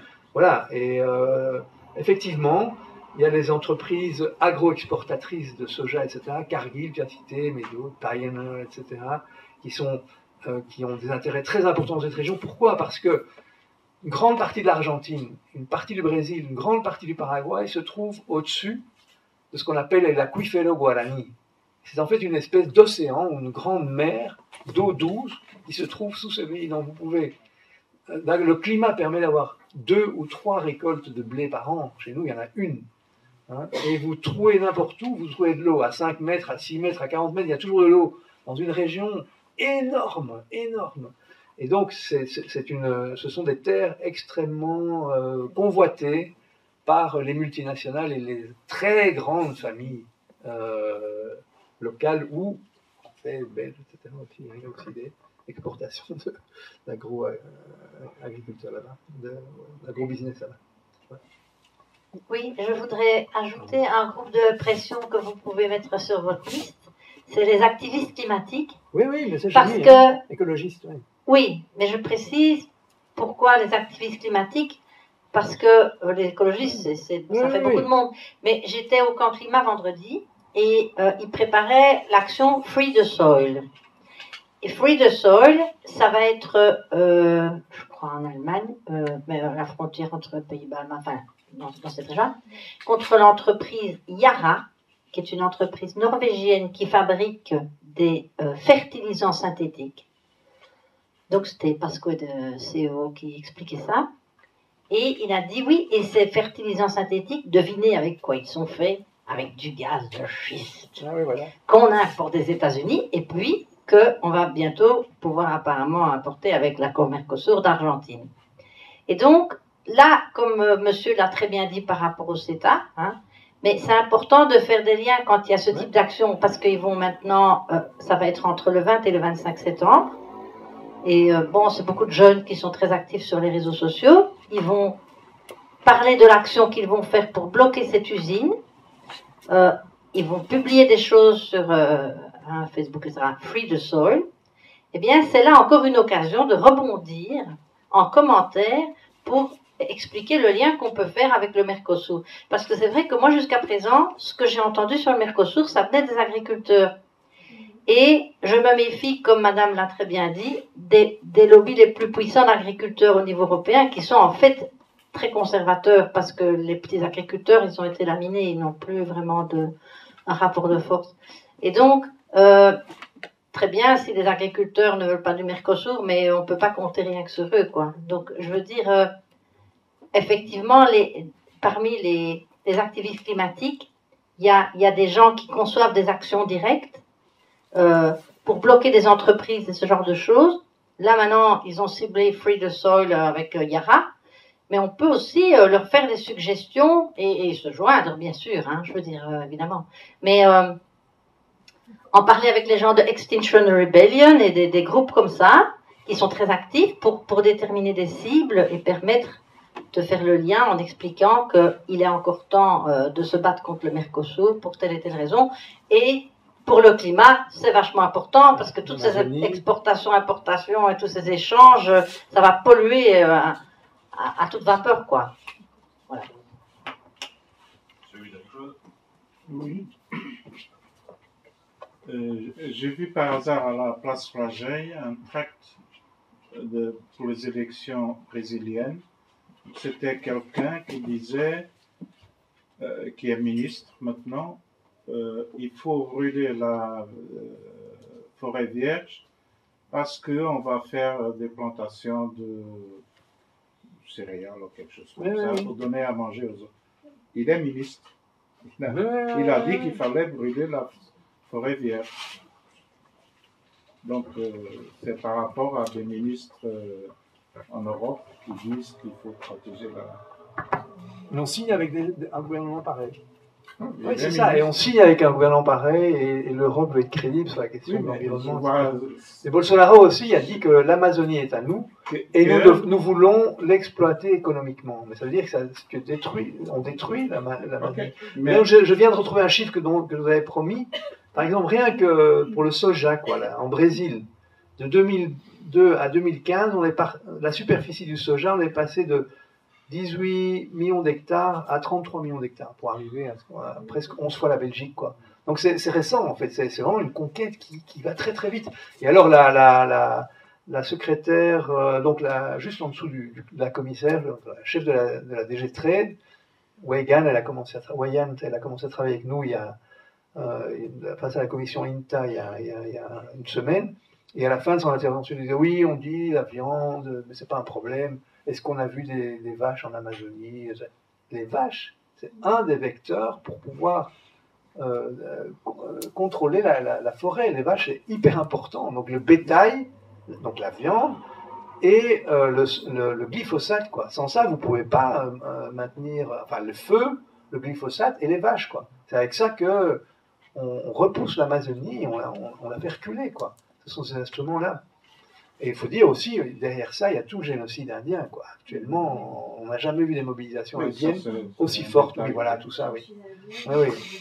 On peut parler tellement de choses, mais je crois que c'est très très important ce que vous avez rappelé. Effectivement, Bolsonaro lui-même a dit, je veux mettre l'Amazonie en coupe réglée, par exemple, on dirait en français, quoi. C'est-à-dire, je veux que l'Amazonie devienne productive, dans le sens productif agro-business, quoi. Ça veut dire la destruction de l'Amazonie. Écrit un ministre, alors il dit carrément qu'il faut brûler. Ça, je n'avais pas entendu. C'est intéressant d'avoir la référence. Et Bolsonaro, dans les premiers instants où il a pris le pouvoir, a aussi supprimé les financements de l'institution qui fait le contrôle de l'incendie, des forêts amazoniennes par rapport au feu. si les contrôleurs doivent empêcher les incendiaires sont définancés, sont mis à l'arrêt, bah forcément c'est que ça C'est cohérent. C'est cohérent. Et je crois qu'il y a aussi une sensibilisation à faire de plus en plus. Nos jeunes ont pris le pouvoir, je vais dire, dans nos écoles pour le climat, Oui. dès, je dirais, le mois d'avril, même déjà en mars. Je crois qu'il est grand temps de faire comprendre à nos jeunes que le climat, ce n'est pas que ça, c'est les accords aussi, parce que ça va avoir une influence énorme sur notre climat, ça va avoir une influence sur beaucoup de choses, et leur faire aussi bien comprendre tout ce qui est au niveau pollution que ça va engendrer. Et je crois qu'on devrait, dans nos écoles, puisqu'on a quand même des cours civiques, on doit, enfin moi en tout cas dans le livre, je suis obligée de les intégrer dans mes cours de sciences par exemple.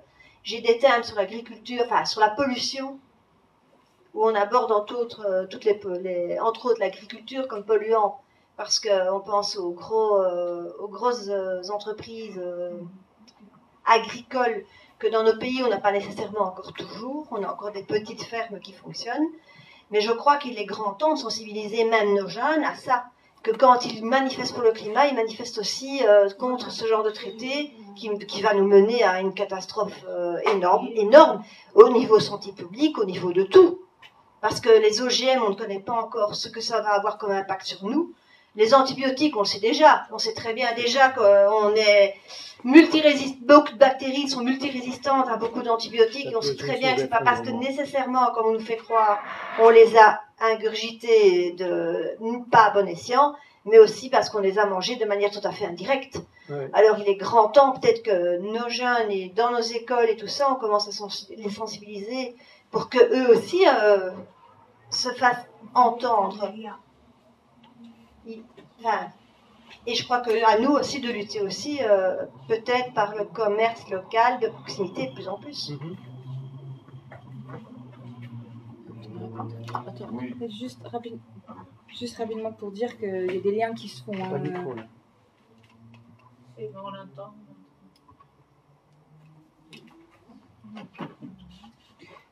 Juste pour dire qu'il y a des liens qui se font. Nicolas, que je remplace au pied levé, en fait, me remplace aussi bientôt à Rise for Climate à la fin du mois. Et donc, il prend la parole dans la conférence de presse sur le Mercosur et il sera là pendant la manifestation pour parler du Mercosur. Et c'est eux qui sont venus vers nous en disant il faut qu'on intègre de cette question. Donc, je pense que après le mouvement climat chez les jeunes, il y a des personnes avec des sensibilités différentes au niveau politique, mais clairement ceux qui sont, pas forcément envie de dire à gauche, mais ceux qui ont une vision un peu plus large que seulement le climat s'intéressent de plus en plus à ces questions-là. Donc, moi, je suis très optimiste par rapport à ça. Moi, c'est devenu d'un de mes jeunes dans ma classe. Hein. Oui. Que le papa est agriculteur. Oui. Mais voilà. Donc, et ils sont tous consommateurs. Tu manges, c'est incroyable. Ouais. Et quand tu vois, on voit les chiffres. Bon. Mais après, juste pour finir sur le je pense que c'est important. Ce que je donnais comme chiffre avec Carrefour et Deleuze, c'est. Nous, on est en train d'imaginer des actions dans les supermarchés, mais en tant que consommateur, c'est important de demander aussi. Vous pouvez demander au supermarché est-ce que vous négociez avec JBS ou avec Cargill? Elle vient d'où votre viande? Comment elle a été nourrie? C'est aussi une question. Même s'ils ne savent pas répondre, vous avez posé la question, en fait. Donc, eux-mêmes ont commencé à chercher, à se poser des questions. Voilà, c'est des petites graines, hein, mais bon, c'est déjà ça. Oui, beaucoup de petites graines. Non, mais en fait, les antibiotiques, vous avez tout à fait raison, c'est essentiel, quoi. On dit, il y a des gens qui ont la théorie, parce qu'on est en train de rendre les bactéries totalement immunes aux antibiotiques quand on a vraiment besoin, puisque à ces animaux-là, on donne des antibiotiques dans la nourriture tous les jours, simplement de façon préventive, et nous, on mange en fin de course, etc. Donc, je crois que c'est absolument essentiel de parler aussi de la question de l'alimentation. Il y a la concurrence unfair, inégale, quoi, entre les agriculteurs de là-bas. Évidemment, ils ont raison, les agriculteurs. Mais c'est pas seulement les agriculteurs, comme vous dites, ce sont beaucoup les consommateurs et c'est tous les gens qui sont sur le climat, quoi. C'est une contradiction incroyable. Il faut gagner ce discours-là, de montrer que l'accord, intrinsèquement, favorise la destruction du climat, le changement climatique, quoi. Je crois que ça il faut absolument qu'on fasse passer ce message-là, à part tous les autres secteurs. Et au niveau de la mobilisation, là, on a vraiment une chance de faire capoter cet accord si on va assez vite. On a du temps, puisque maintenant, on est dans le legal scrubbing, donc il y a eu la révision légale, ils négocient encore les parties de l'accord, etc. Mais ils ne le disent pas, mais c'est quand même comme ça. Ça va durer plus ou moins 8 mois, puis il y aura la traduction, il y aura encore 6 mois de ça. En tout cas, avant 2021, etc., il n'y aura pas de signature. En plus, on a des possibilités aussi qu'en Argentine, il y a un changement de régime. On va voir aussi ce qui va se passer, tout ça. Donc on a vraiment une possibilité. Et je crois qu'on a vraiment focalisé au niveau de la mobilisation, de dire à nos gouvernements, ne signez pas l'accord. Parce qu'au moment où il est signé et ratifié par le Parlement européen, il rentre en application provisoire. Et à ce moment-là, il suffit qu'un Parlement dise, bon, je dis rien, je ratifie pas, mais je ne me mets pas non plus contre. Pour faire tomber un accord, il faut qu'un Parlement dise, je suis contre l'accord, je ne vais pas le ratifier. Que fait le Parlement wallon, par exemple, le Parlement bruxellois avec l'accord avec la Colombie? Simplement, il le laisse au tiroir. Pour l'instant, il est d'application. À un moment, il y aura un changement de majorité, ils vont l'approuver. Donc il faut vraiment, pour faire tomber un accord, pas seulement que le Parlement ne ratifie pas, mais qu'il fasse un vote en disant « je rejette l'accord ». À ce moment-là, le gouvernement belge est obligé de dire à la Commission européenne « je ne pourrai pas signer cet accord, donc on ne pourra pas conclure et on n'aura pas d'entrée en vigueur officielle de l'accord définitif ». Et donc il remplace l'application provisoire. Donc il faut ça. C'est pour ça que c'est très important que la campagne se fasse immédiatement. Je crois qu'il faut vraiment essayer de faire les communes. Ne signons pas Mercosur. Les parlements doivent faire des résolutions en demandant à leur gouvernement qu'ils ne signent pas, que c'est vraiment une difficulté pour le gouvernement wallon, belge, etc., de signer dans 1 an et demi, quoi. Après, c'est difficile, quoi. Moi, je crois que c'est maintenant vraiment, et là, on est armé, on sait comment se font les campagnes, on sait comment, donc on peut vraiment, et avec toutes les alliances que je vous ai dit là, ici et là-bas, on a vraiment un accord gagnable, qui serait très important aussi pour questionner toute la politique commerciale internationale, montrer l'irresponsabilité de l'Union européenne. Ça c'est un accord magnifique, hein, pour montrer comment on s'assied sur l'accord de Paris, c'est complètement contradictoire, sur la démocratie, sur l'intégration régionale aussi, enfin vraiment, c'est en contradiction avec tous les discours et tous les principes de l'Union européenne, etc. Donc c'est vraiment un accord très important à ce niveau-là aussi, au niveau de l'éducation des gens, notamment des jeunes sur le climat, et c'est une belle lutte à mener que je crois personnellement que nous pouvons gagner et que nous allons gagner. Pour ajouter un peu au cynisme de l'Union européenne, donc il y a un des chapitres dans cet accord qui établit des dialogues, c'est-à-dire que les négociateurs du commerce du Mercosur vont parler régulièrement avec les négociateurs européens du commerce. Donc notamment il y aura un dialogue sur les OGM, donc ça veut dire que régulièrement on va échanger avec ces pays-là sur quelle politique faire sur les OGM. Alors dans un cadre d'un accord de commerce avec des gens qui vont penser au commerce, donc on n'est pas du tout dans un accord sanitaire ou un accord environnemental. Donc il y a aussi ça, ça pose des questions démocratiques. Et il y a un autre dialogue qui va avoir lieu sur justement la résistance aux antibiotiques.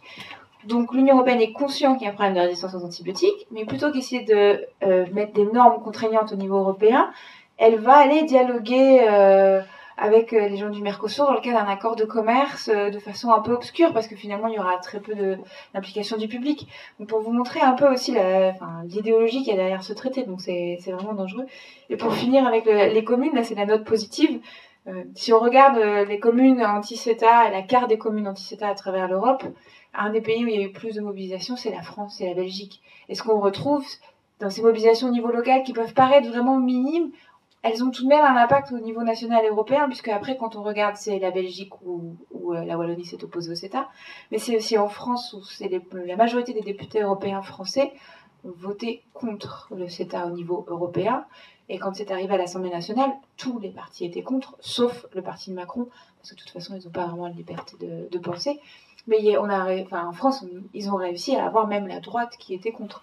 Donc au niveau communal, ça peut paraître vraiment minime, mais je pense que ça a vraiment un impact, parce que si c'est multiplié, en fait finalement ça fait beaucoup de conseillers communaux qui commencent à se dire non, il y a un problème, et qui vont remonter ça au fur et à mesure au niveau des chefs de parti, et ça va rendre les choses en fait publiques. Et l'avantage de le faire au niveau communal, c'est que vous allez pouvoir, parce que moi je pense que c'est une des forces des campagnes qu'on peut faire.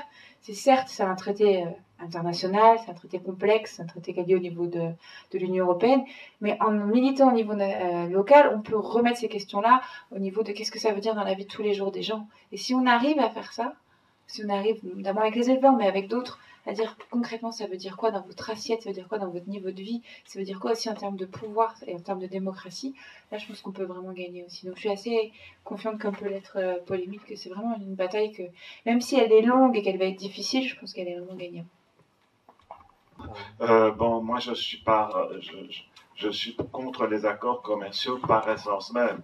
Et y compris toute la doctrine de libre-échange de l'Union européenne à l'heure actuelle. Je peux foutre le traité général de l'Union européenne à la poubelle parce que, bon, ce genre de choses qui favorisent le commerce international, avec rien qu'avec la question des transports des denrées, c'est foutu pour le climat, quoi. Donc, voilà, il faut partir de là.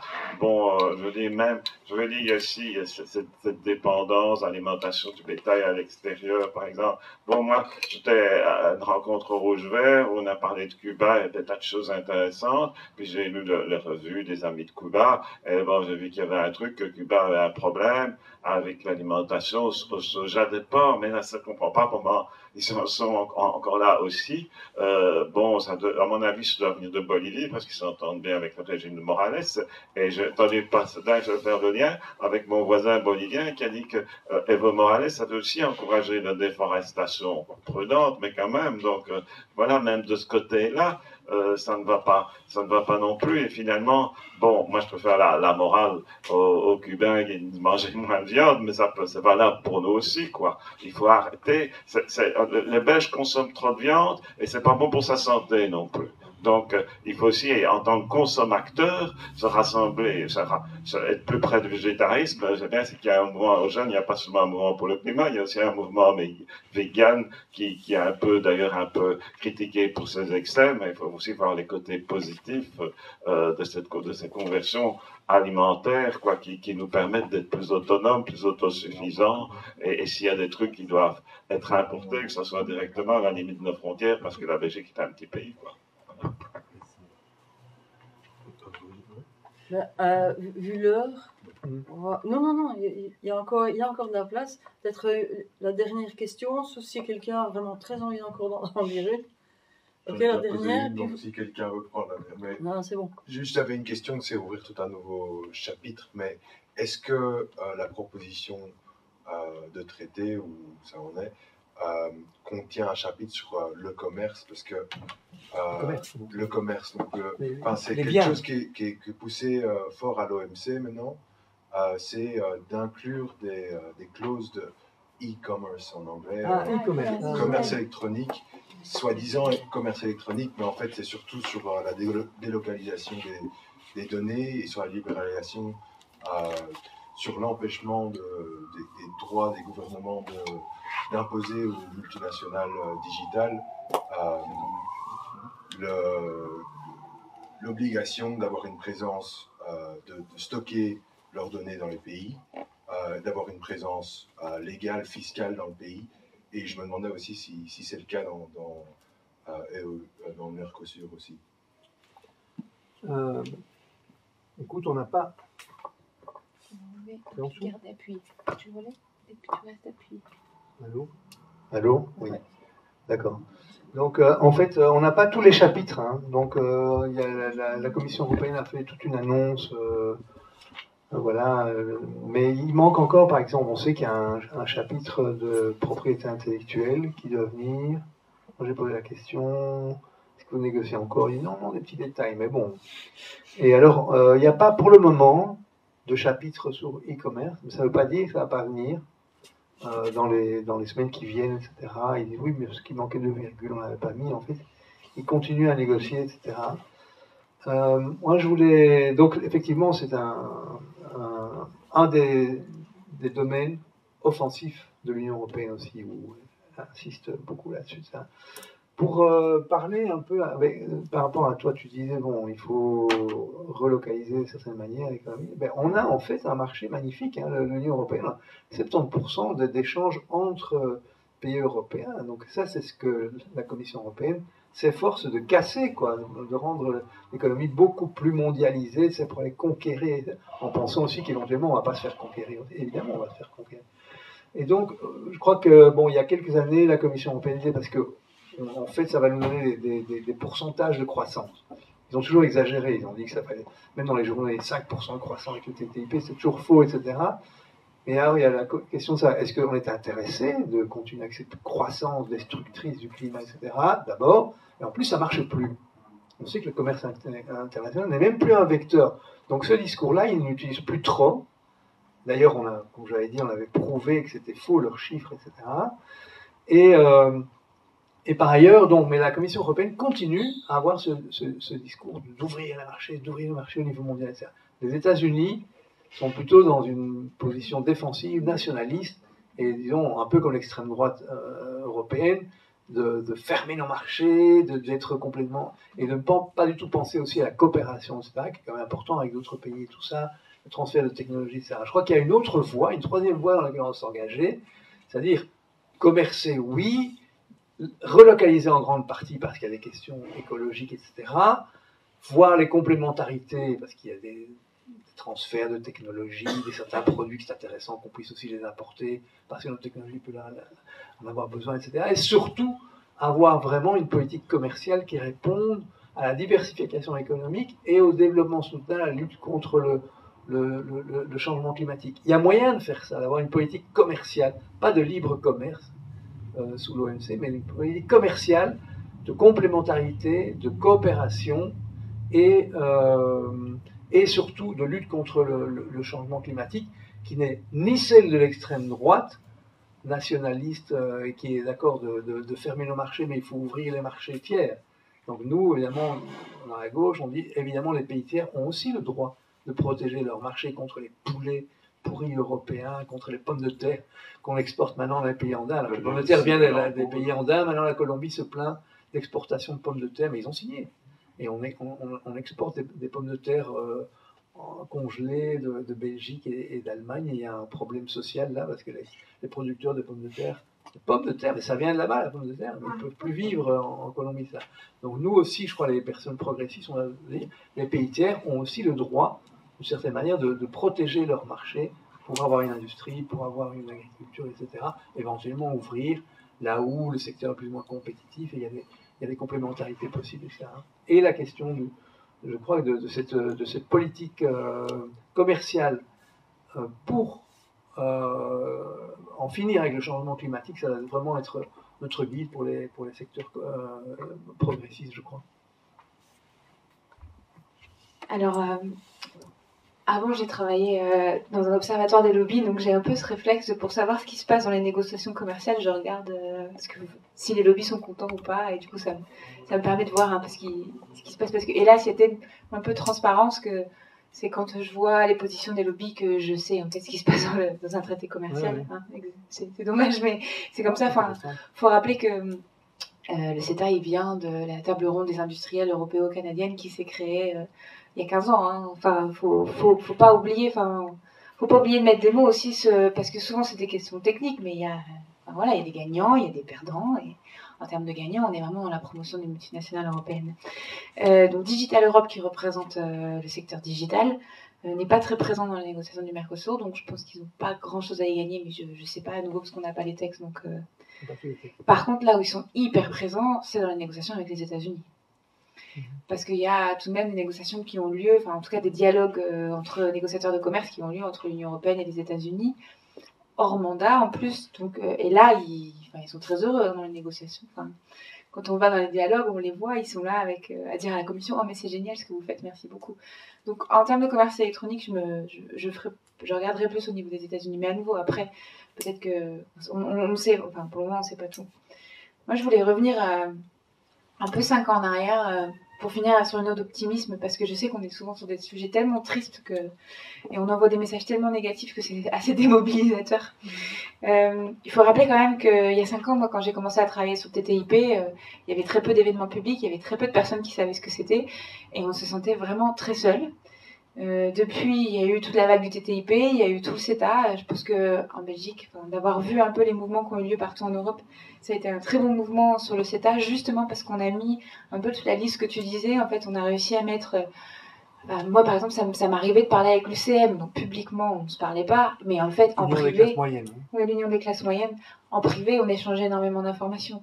On a vu des ONG du développement, travailler avec des ONG environnementales, travailler avec des éleveurs, des liens qui n'ont pas été faits avant. Je pense que ça a été très beau et ça a permis de faire monter le sujet. Donc ça, je pense que c'est important. Et c'est exactement ce que ne veulent pas ni les lobbies, ni la Commission. Pour vous donner, c'est une anecdote, mais samedi dernier, j'étais invitée à un débat sur le Mercosur où la Commission devait être là. Le monsieur a annulé la veille, quoi. Ils veulent plus en parler, ils veulent plus se montrer. Les lobbies, quand on commence à voir les lobbies qui s'effacent, qui ne disent plus rien, ça a été le cas par exemple en France avec le CETA, on ne voyait plus les lobbies industriels parler du CETA. Et d'ailleurs la Commission s'en plaint, on se dit mais où sont les industriels? Pourquoi ils ne nous aident pas dans cette bataille? Et donc s'ils se sentent isolés, s'ils ont peur de se montrer, c'est qu'ils sentent la pression publique. Et c'est exactement ce qu'ils ne veulent pas. Faut pas oublier que si c'est pas transparent, si c'est en anglais, si c'est technique, c'est parce qu'ils veulent pas que justement les gens. Parce que plus les gens savent ce qui se passe dans ces traités, et moins ils en veulent. De toute façon, j'ai rarement fait un débat où à la fin on m'a dit « Oh non, mais vous exagérez, ça a l'air génial !» Non, en fait, non. Donc, pour vous donner un peu d'énergie, parce que voilà, je pense que à nouveau la bataille va peut-être être difficile, quand on voit d'où on vient, ce qu'on obtient déjà aujourd'hui en termes de débat public, je pense qu'on peut vraiment avancer. Et c'est une opportunité à nouveau pour questionner non seulement ce traité, notre modèle agricole, notre modèle énergétique, mais aussi poser la question de voilà, l'Europe aujourd'hui, à qui elle profite, quoi. Et pas avoir peur de le dire, sans vouloir forcément dire qu'on ne veut pas forcément une Europe, mais c'est important de reprendre aussi la question de l'Europe et quel type d'Europe on veut en main, et justement de la sortir de ces experts, de la sortir de cette bulle.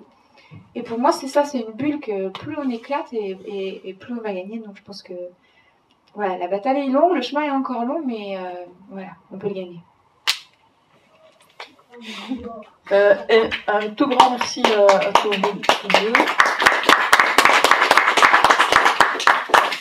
Merci pour vos compétences, merci pour votre engagement et aussi pour ce coup d'énergie, les pistes que vous donnez et les perspectives que vous donnez. On a déjà su bien se battre contre le CETA et le TTIP. On va remettre le couvert, on va remettre des grands couverts et on va y aller. Merci beaucoup.